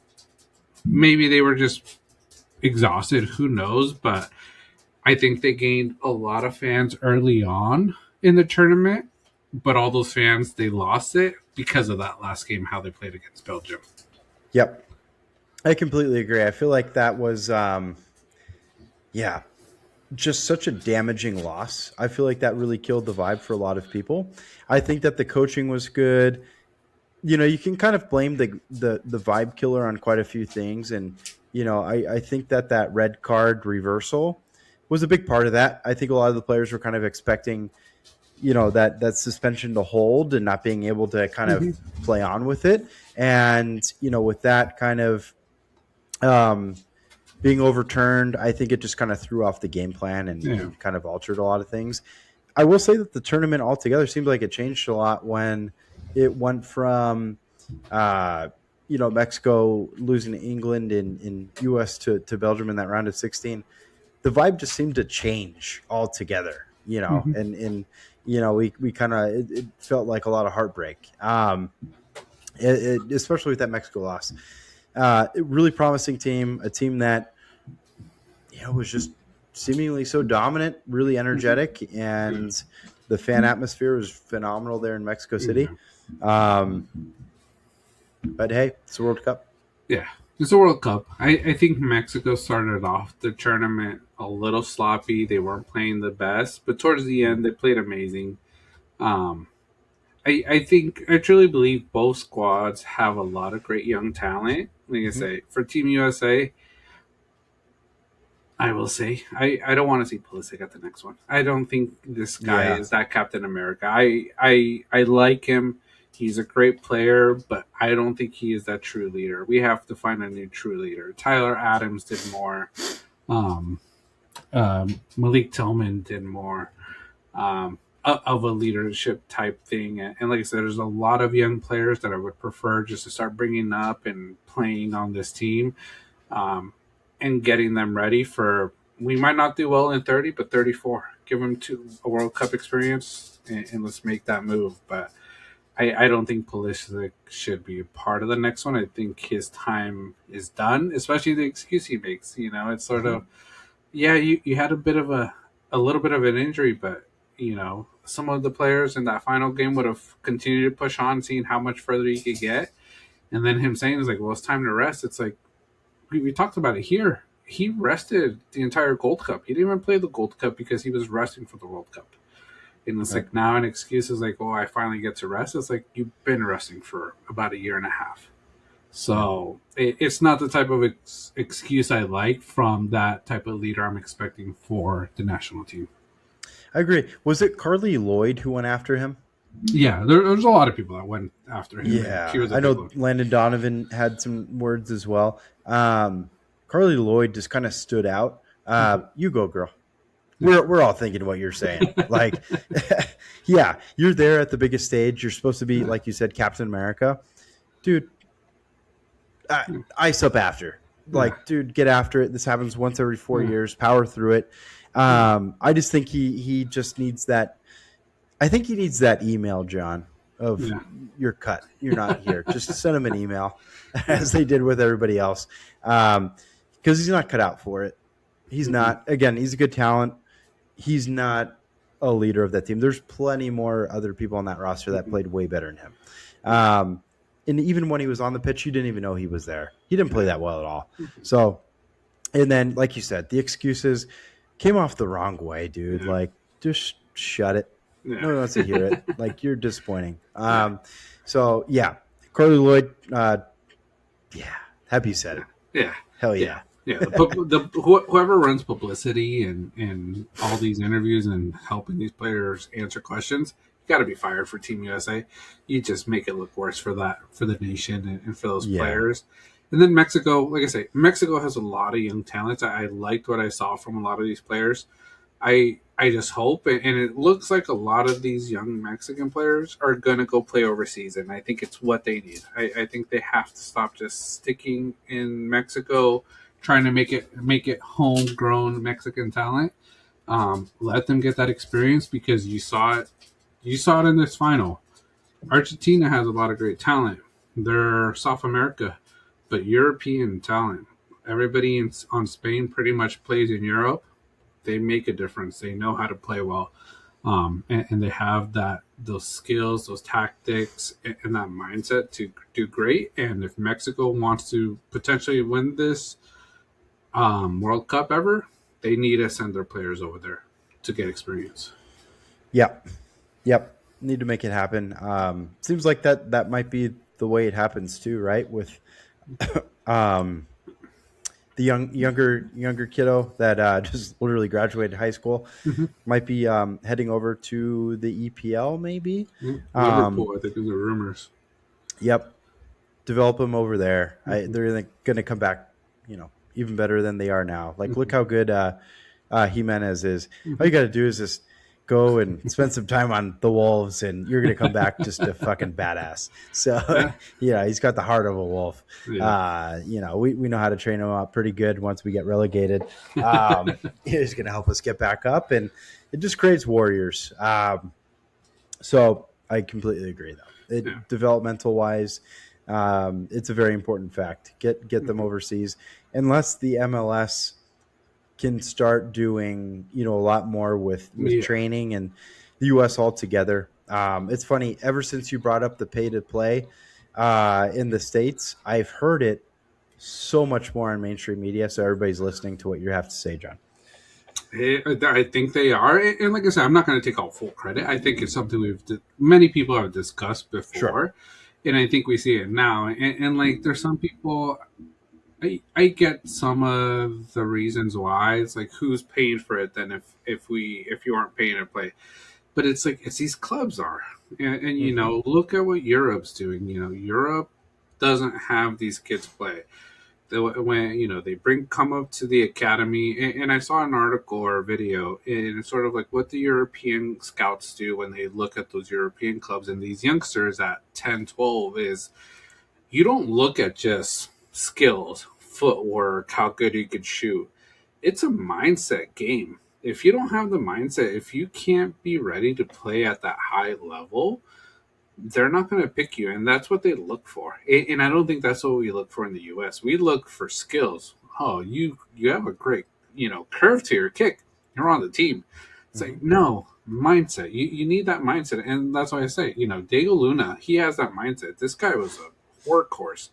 Like I said, I'm still disappointed he didn't make it because I think he could have had this spark off the bench that would have changed a lot of momentum for Team USA. But it's like it's that type of mindset. Christian Pulisic, he came up through that pay to play system. His parents paid, and one of the things I think Landon Donovan said it.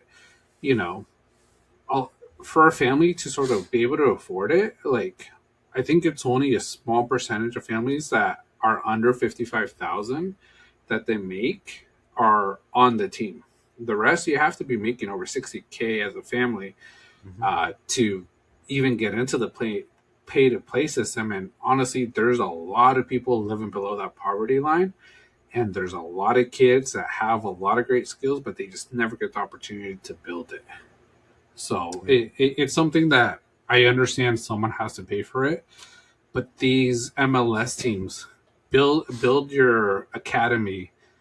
Don't have families pay for it. Find those players that have that mindset to be professionals, and pay for it. You don't have to do a bunch of travel ball. Just do it local between the MLS, and don't charge kids, like I say, and find that talent because, like I said, it's a tough one, and like I said, I think the pay to play system in all sports just sucks.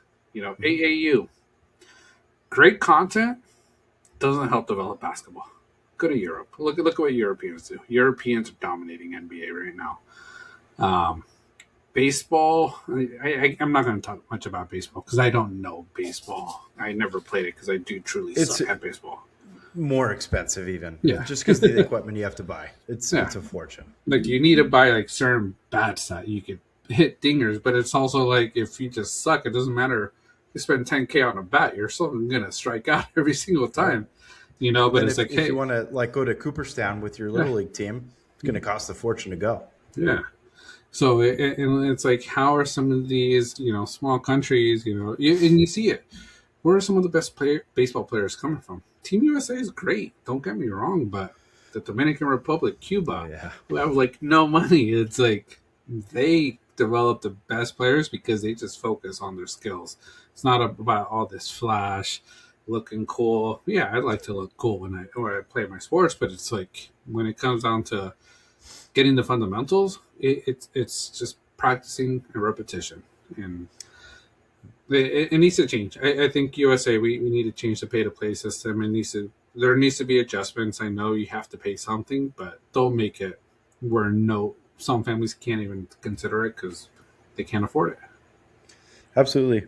The one guy you'll have saying otherwise is Alexi Lalas. He loves the pay-to-play system, according to him. Because he gets paid probably.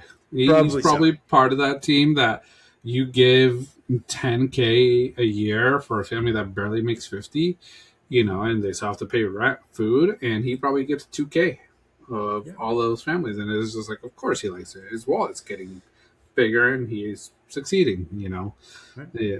I liked a lot of the banter between Zatlan and him. Zatlan, best. He just burned the dude a lot, and I don't know if Alexi Lalas will be part of commentary in the future because I think a lot of people saw just no soccer, but his takes, it's either he's just trying to do outrageous takes to get into the news, but it's like you could do it differently. Yes, absolutely. Yeah, Zlatan, it's the way he carries himself, and he tells it how it is to anybody. He doesn't care who you are, and he's very confident in what he has to say. And I don't think Lexi Lawless really liked that too much. I think he was in for a rude awakening this go around, and I think it was good though. I think he needed it because the last one, I think he's going to get a whole lot more opportunities going forward as far as commentary goes, and it's well deserved because he was phenomenal. He was a great watch. Yeah. No, great watch. Great. I think it's what made Fox commentary and just news great. After that, I think the big one, Telemundo won.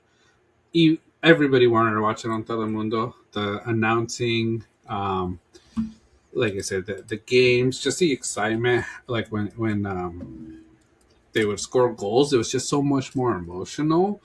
The one thing I'll say, and I think a lot of us talked about it, Andres Cantor, the commentator,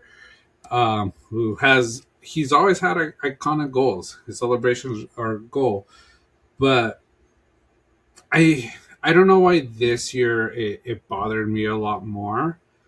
I know he's Argentinian. I know he has this love for Argentina, but if you're gonna do this, you have to be neutral.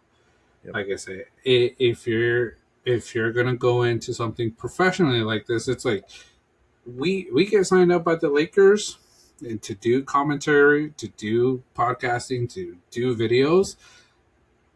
I'm going to support the Lakers because that's what I'm getting paid for. If I'm part of ESPN, I'm always going to say neutral, give it how it is for either side, even though I'm a big Clipper fan. If Clippers suck, I'm going to say Clippers suck.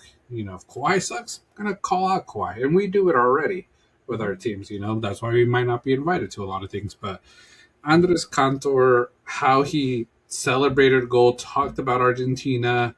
And even at the end, when they were celebrating as a news, and I know he was sad because Argentina lost. He just had the worst look in his face, like a little brat that just got your candy taken away from you. And I'm just like, dude, really? Yeah, it looked really immature. Like it's like, dude, you experienced the win the last time. You had an iconic call, crying over the microphone. You got to see Argentina win. And this go around, you make it far, you don't quite come up with it. But like you're there just like hardly smiling, everybody else jumping around, you're just like moping around.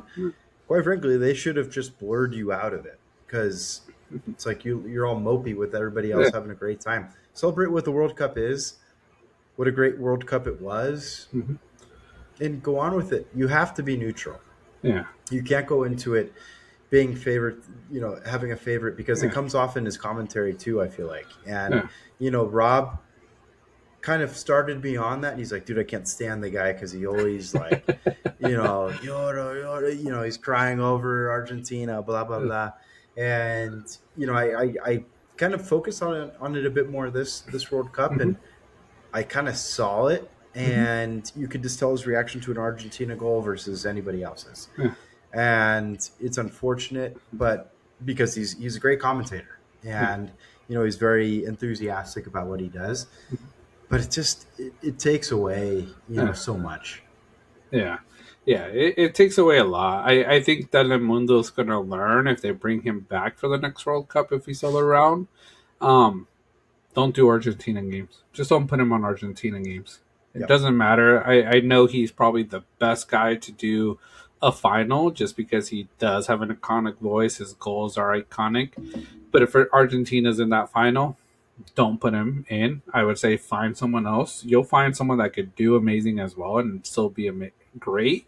But don't put him in because there's going to be that bias. We see it in the NFL with you know his name, the chief guy that's always on Patrick Mahomes' dong and shit.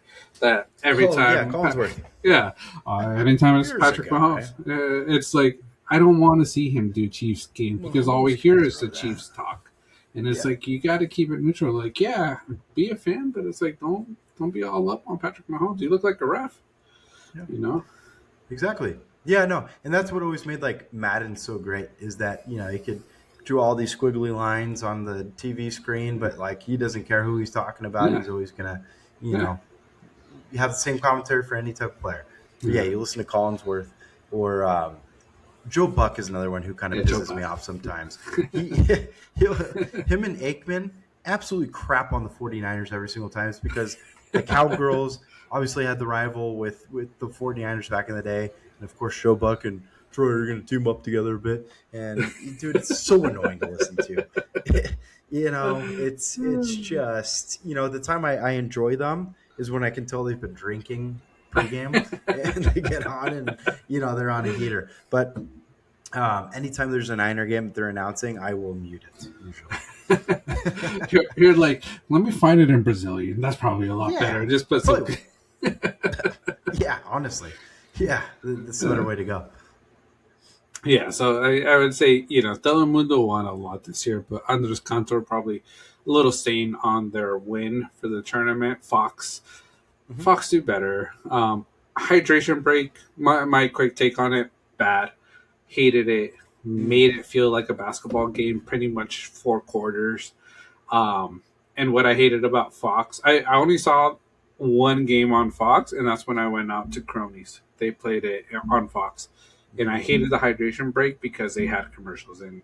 And for me, it's like FIFA is already making so much damn money from this tournament that I don't know if you've read it or seen. Like FIFA, what they make, they make all ticket revenue. All the ticket sales goes to them. All the merch, food sales, everything goes to FIFA. Pretty much all these stadiums front the bill and get nothing back other than just recognition.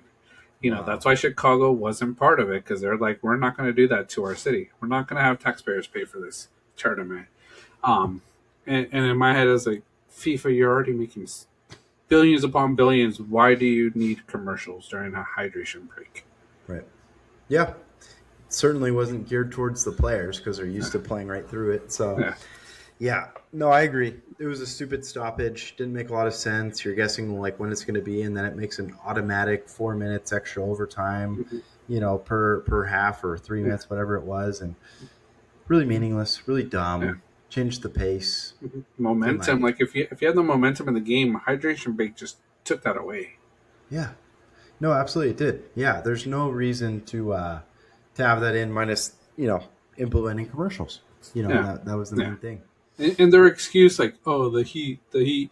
Have you seen the videos of these Europeans and I think more British people saying that the U.S. cannot handle a British heat wave? Oh, yeah. Have you seen? And then when I see what their heat wave is of 86, I'm like, that's nighttime for us, you guys. Right, dude. Yeah, it's like sundown. Yeah. What are you talking about? Yeah, we're at the pools in the dark in that weather. That's no heat wave. Outrageous. We're blessed with a day it's 86 in summer. That's no, and depending on where you live, you might not see under 100 for weeks on it. So it's they have no idea what they're talking about. Yeah. And I remember there was even a video I think where a guy from Britain came out and was talking about I think he lives in the States now, and he's like, dude, you guys don't know what the hell you're talking about. I saw that one. Heat is different. Yeah, he's like, these people are crazy. Yes, it's it's nothing in comparison. Yeah. And that's kind of what led to my England take of they all look sunburned 2 days in. Oh, they did. They did. I think they probably felt a lot of that struggle with once they got to the game against Argentina, because they beat Norway in the heat. They beat Mexico in the heat. Like I said, they struggled, and it takes a lot out of you in such a short time. Yeah. Like I say. So, I still think it was a factor, Tim, to why they didn't make it to the finals. Thanks, Sean. I think so too, a little bit. Just crispy air. They don't like it. Yeah, they're not used to it. They if they need heat, it's an 86. So I think that's right. Why they like playing up 10 in the morning.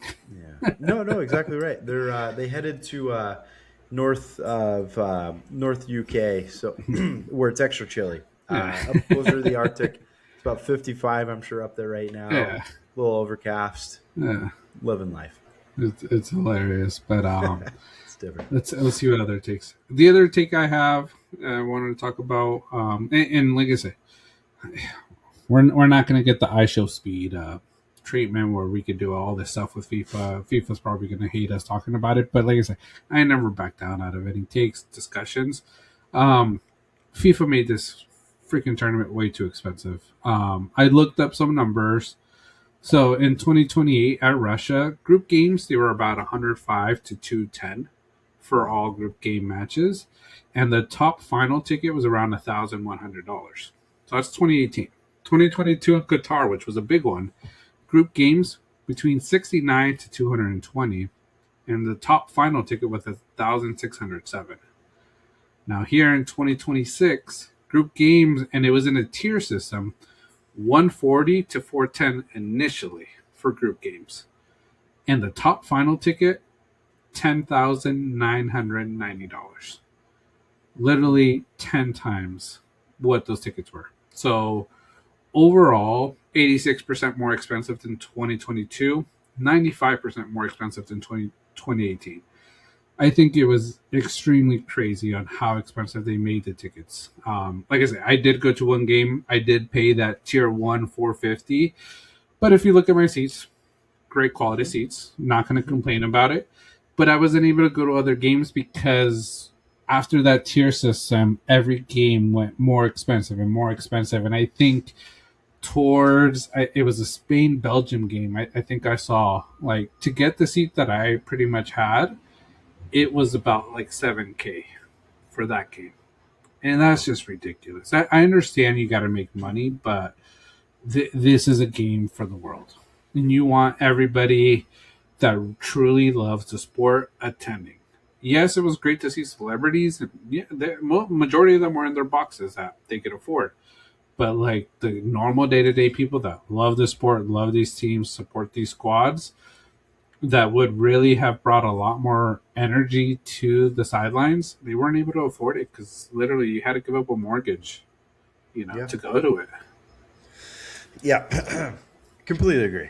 That it was way overpriced, and it prices out the true fans, like you mentioned. And it's something that I brought up with Rob yesterday.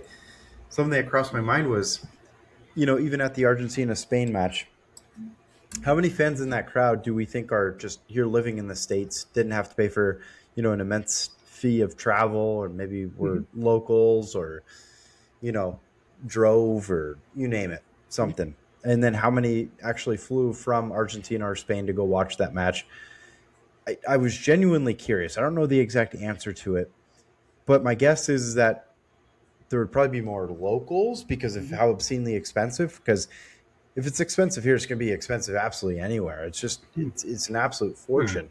It's probably the most expensive World Cup of all time, ticket wise. It is. Yeah, and it seems by far and away. So basing it off of just any other World Cup, it is the most expensive. So yeah, it's. I was genuinely curious to see that. Because I just can only imagine that the air travel, the hotels, probably jacked up in the area.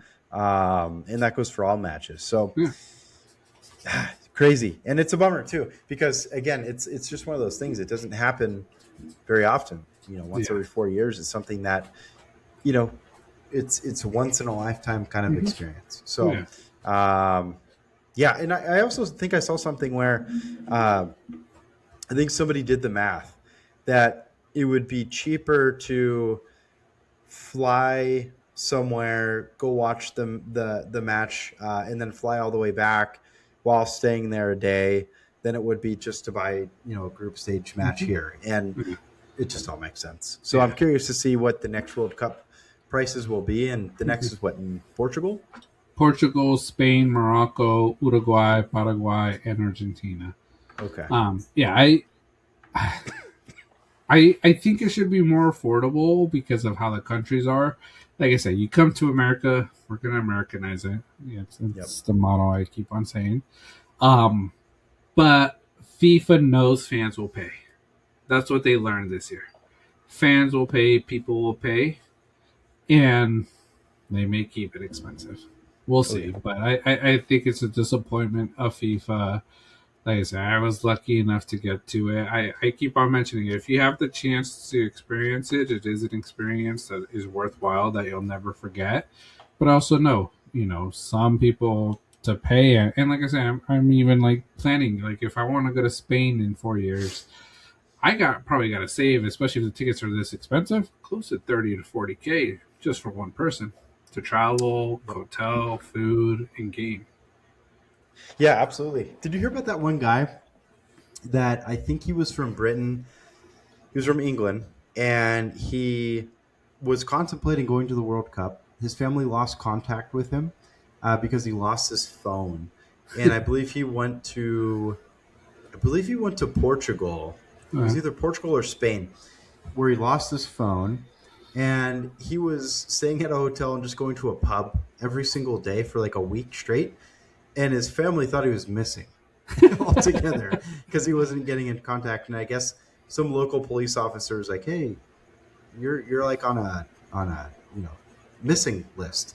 Like you need to get in contact with your family." I don't know how it happened, but I guess he put two and two together, and he contacted his family. He's like, "Yeah, I didn't even end up going to the World Cup because I spent too much time thinking about going. It probably because of the prices, yeah, and I think he stood overseas and yeah, had a vacation elsewhere." yeah. So Which probably was a lot funner. And like I yeah, say, yeah, he missed out on that experience. England almost make it into the final, but it's like that experience you had in if it's Portugal, wherever, traveling, getting to know the land, getting to know the country, it's probably a lot more enjoyable. So, mhm. um, yeah, I think that's one of my big things. And then I think last thing, Messi era done. It's a Lamine Yamal era. I think Spain wins it again in 2030.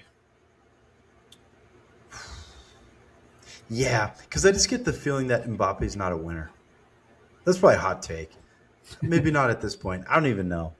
But I just don't think he's a winner. He had a hell of a team, Mm-hmm. and he couldn't do it. Yeah, Um, yeah, yeah, I yeah, like what I see out of Lamine. yeah. Mbappe had a hell of a team.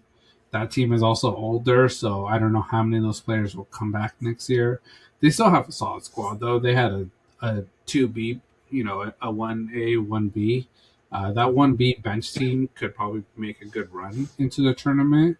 But what I truly think Spain can maybe be the first back to back because they have a lot of players that are coming back and they have a lot of great young talent. And there's a lot of young talent that they didn't even bring to this World Cup that they're going to be hungry because they know the next World Cup is in Spain. You got to win it on the home turf, and they have the ability to. Yeah, that's a great point.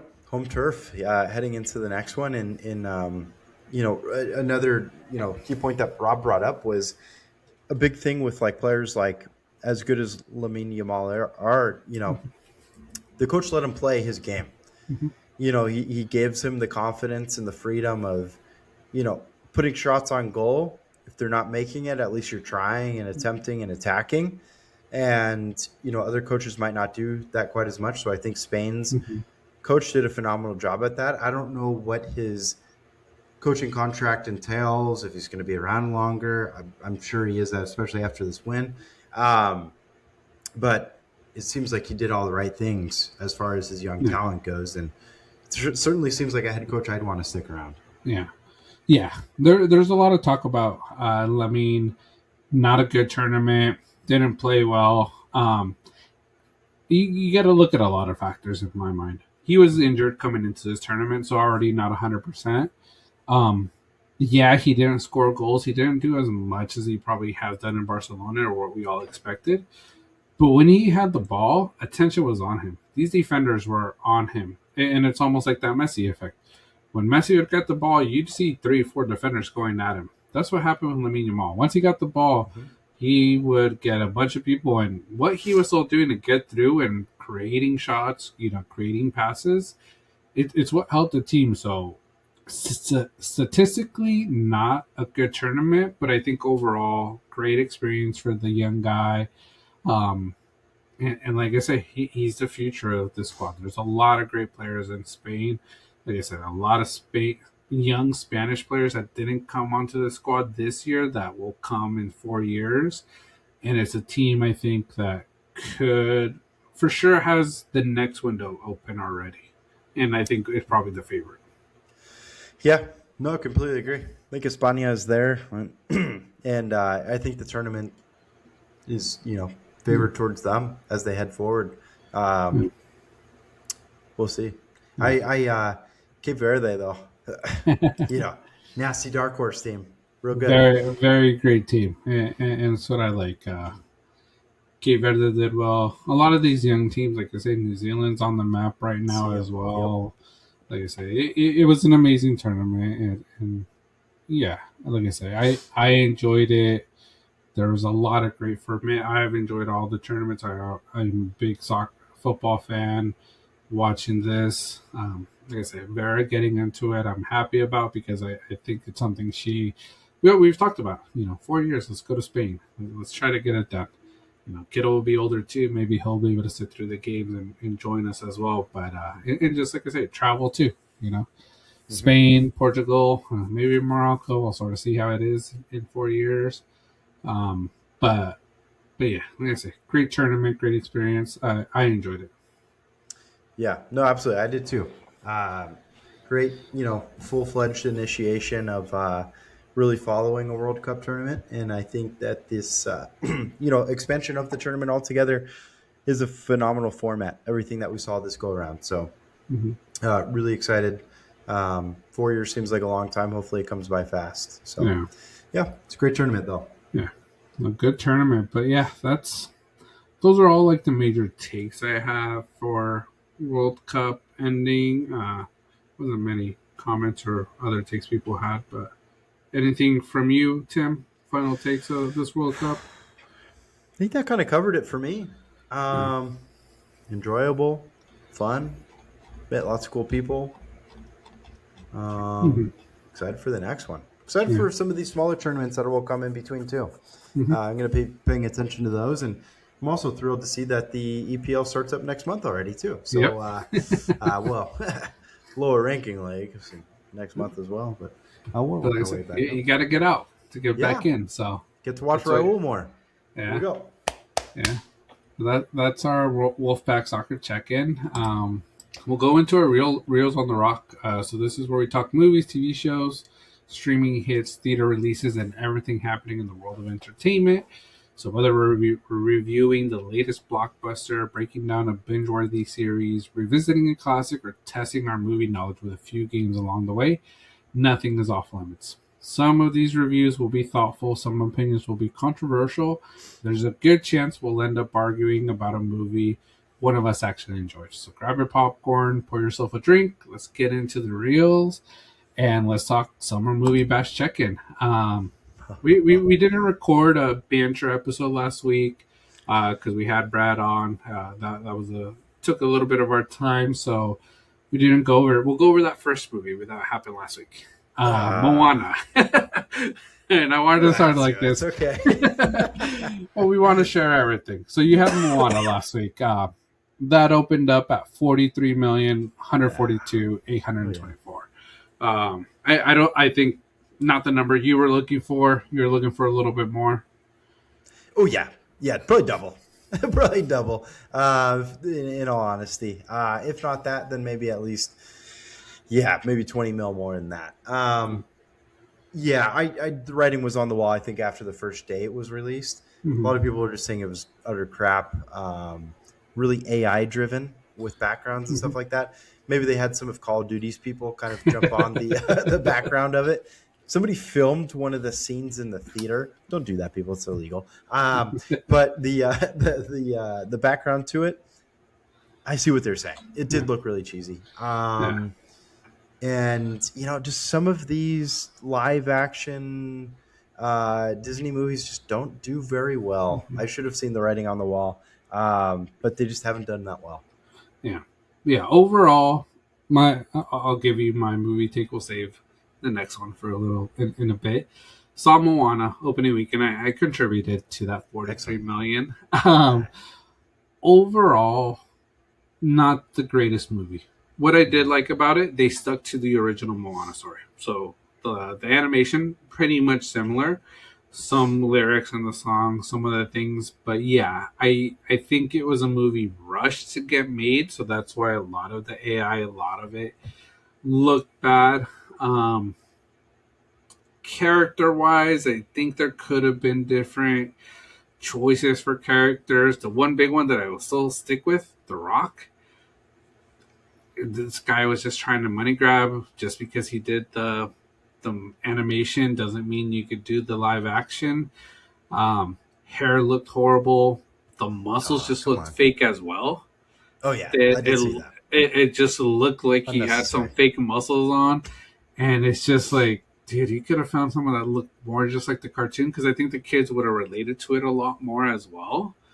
But like I said, story wise, stuck to exactly what the animation was, so I respect that piece. I think once it comes out in Disney, we'll show Keanu, because Keanu does love Moana. He, for some reason, he really is in love with Moana too right now. He loves watching that for some reason. Very nice. Not the biggest fan of it, but getting hooked to it now, and all the songs, I'm starting to memorize them. but this one overall, okay to watch. If you haven't watched it, wait till it's released on Disney Plus. Yep. Kind of so much of the same. Just all together. I think the writing was kind of on the wall. Upset to hear about your take on the wig, though. I thought it was fine, John. Just kidding. And then the muscles just seemed unnecessary. Like, dude, you're already big. I don't know why you had to do all that. Maybe for the tattoos. Obviously, Maui's just a big dude.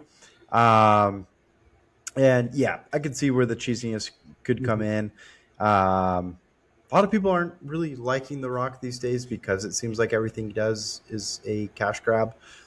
I get it. It seems like a lot of his roles aren't super serious these days. So that's kind of the way it went. And, heard a lot about casting altogether.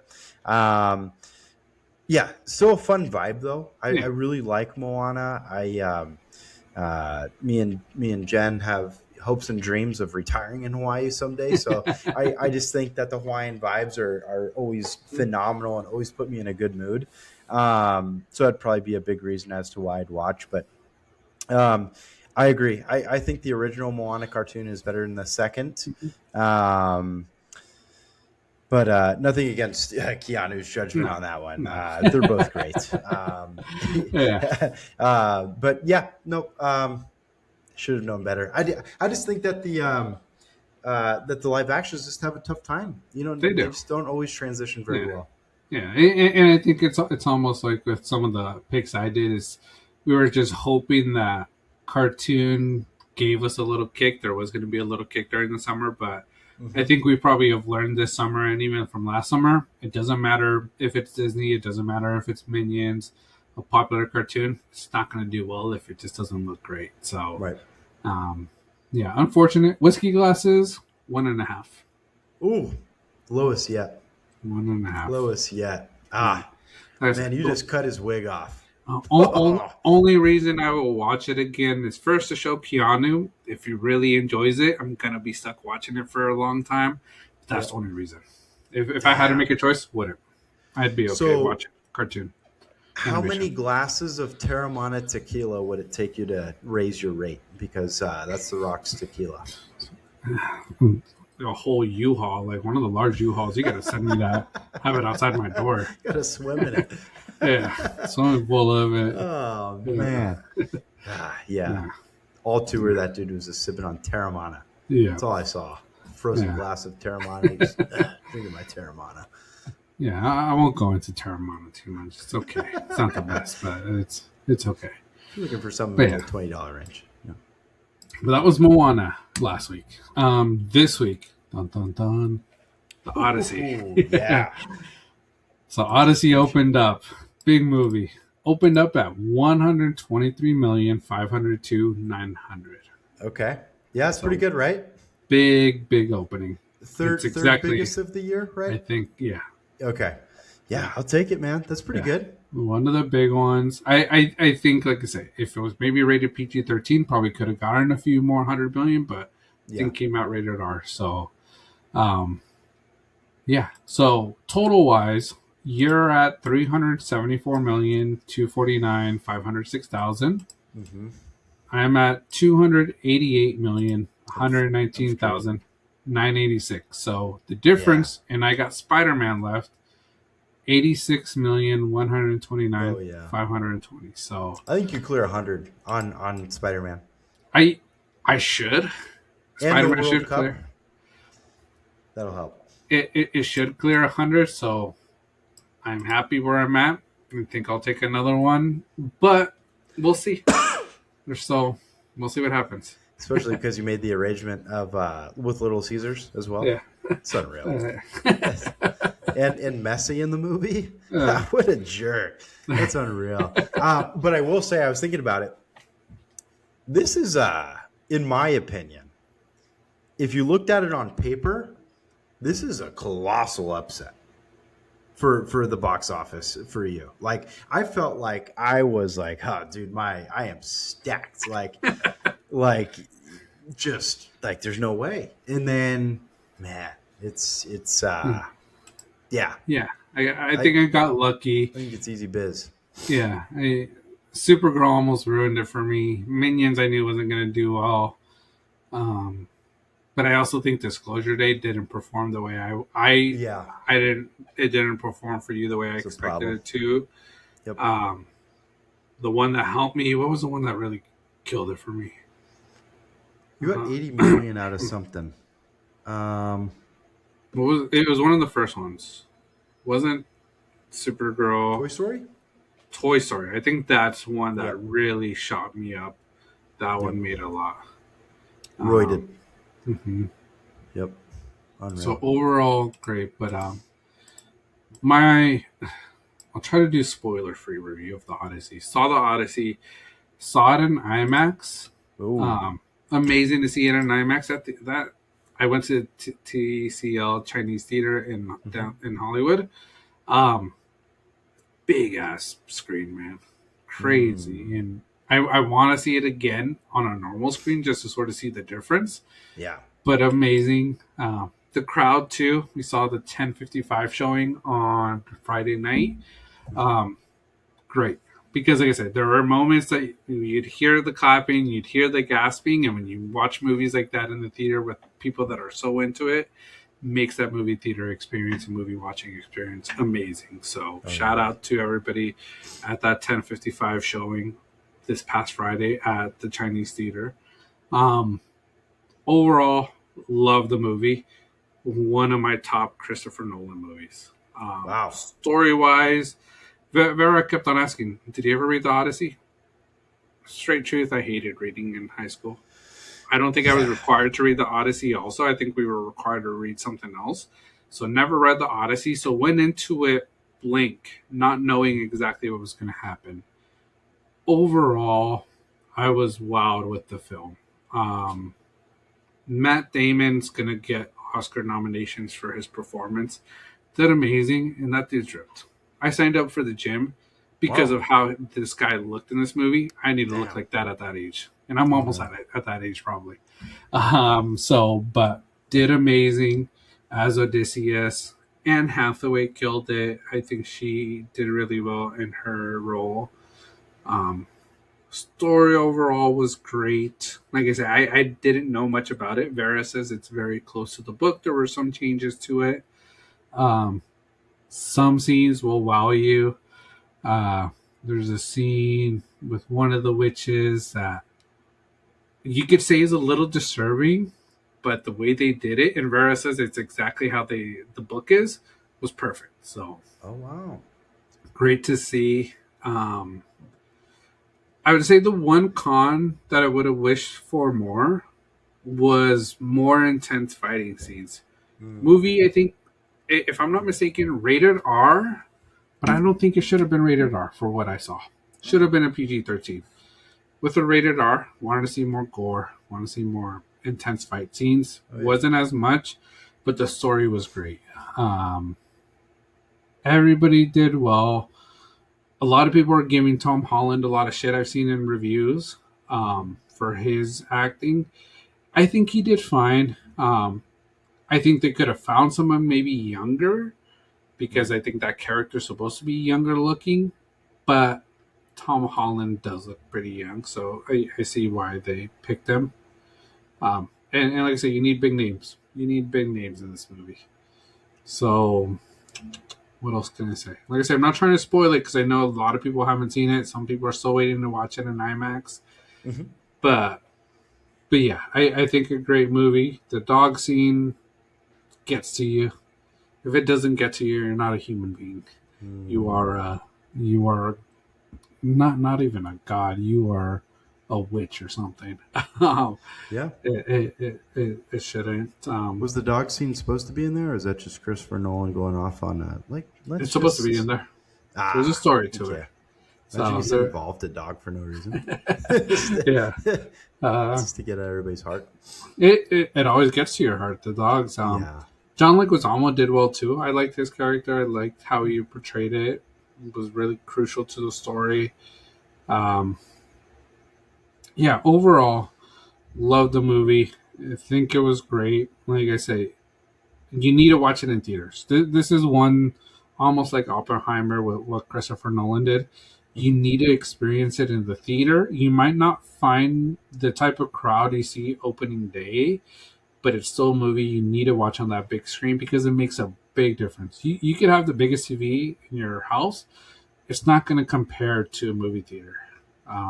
Unless you have Christopher Nolan's probably type of screening room in his mansion. But after that, you need to watch this in theater. So hopefully you get the opportunity, Tim, because this one's worth the watch. Yeah, maybe I'll try this week. Good talk with Jen. But yeah, no, I agree. Seems like definitely the type of film to go and do that. Big question here. Did you get the popcorn bucket where you stick your hand up your horse's ass? It's not the ass. It's the front, dude. It's the front of the horse. Oh, in the front. Okay. No, they didn't have that at that theater. I was looking for the IMAX ones. They didn't have it there either. So. Yeah, that one looks sick too. Yeah. Damn. I saw you could put movies in it. It like fits like probably like 5-6 movies in it. Oh no. Pretty well. So. Damn. Like DVDs? Yeah. Oh, what? Oh, that's sick. Nice. So it'd be a cool like DVD holder. Yeah. So I couldn't find it. So if I go watch it again and I see it, I might get it. I might get the Trojan horse. The Trojan horse. Trojan horse is cool, man. Trojan horse is cool. I will say Elliot Page. When Elliot Page first is on the screen, not the biggest fan, but there's another scene Elliot Page is a part of that I appreciated more, and I respect what she did, and he's an amazing actor. Yeah, so, I saw people are going after Zendaya as well.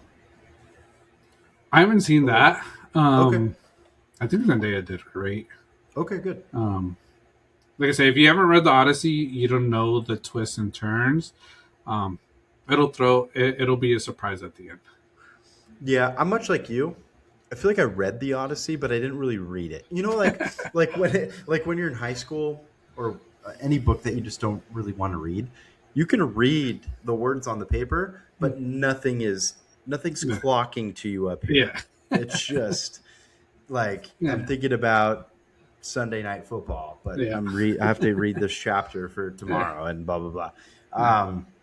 Yeah, I think the only book I thoroughly enjoyed in high school was The Great Gatsby. Yeah, that's one I love that book. And then they had that original film, but then they had Leo's. That was phenomenal. Yeah. So, I got to go watch it.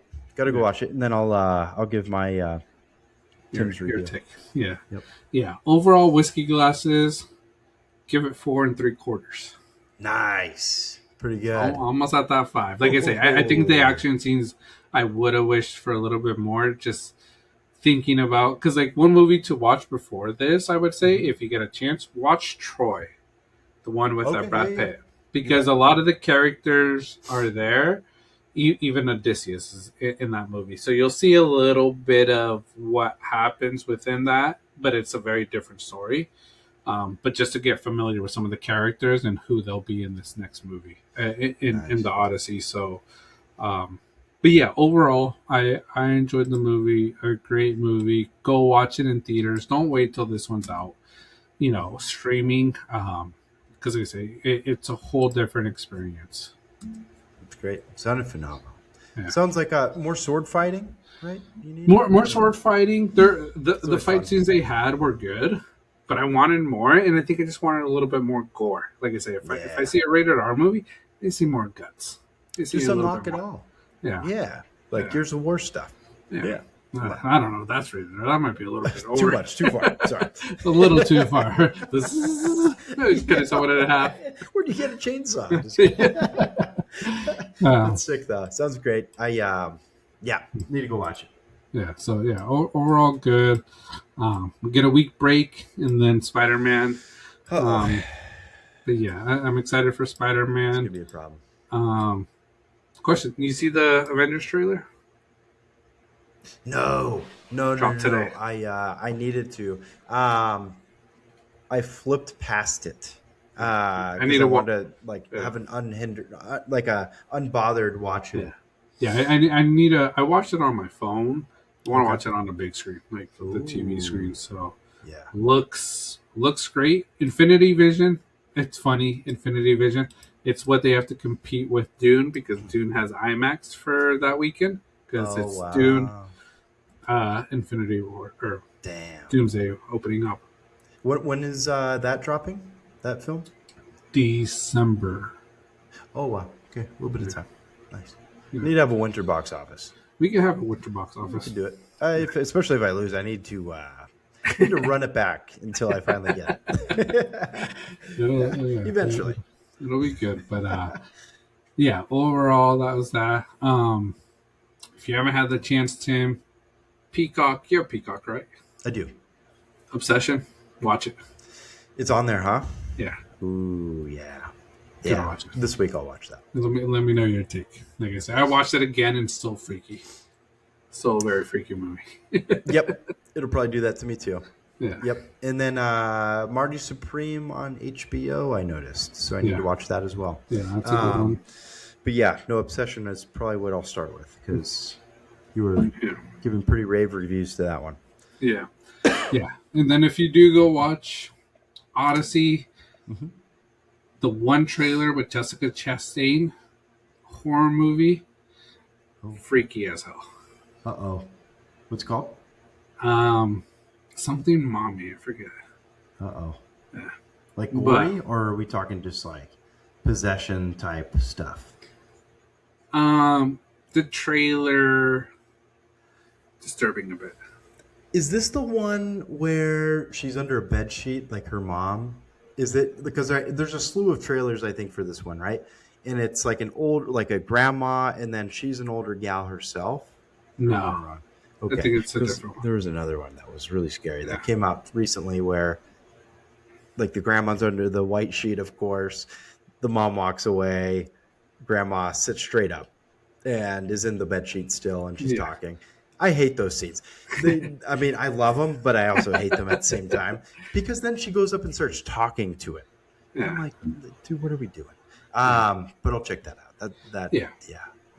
Wait, if you watching that in the big screen, be prepared. Be prepared. Oof. Okay.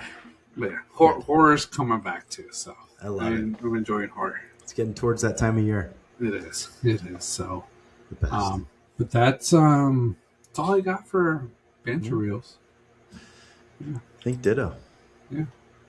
Yeah, that's what we got for today. As always, we keep on yapping. We could go on for another 5 hours if you didn't have to work. But that's what we got for today on Banter on the Rocks. Thank you, everybody, for hanging out, bantering with us today. And as always, your guys' support keeps this thing going every single week.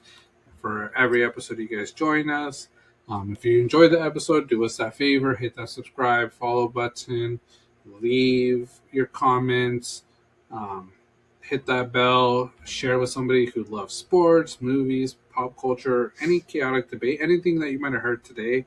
And yeah, catch us on YouTube, Apple Podcasts, Spotify, and Amazon Music. Absolutely. Everything that John said is absolutely the same way I feel. Thank you, everybody, for watching each and every week. Stay tuned for more behind the banter. We have some really cool stuff coming up, and pay attention to each and every daily, weekly drop that we have. And we love doing this and love pushing the content. So thank you guys so much for always staying tuned. Have a Yeah. great week. Thank Peace. you.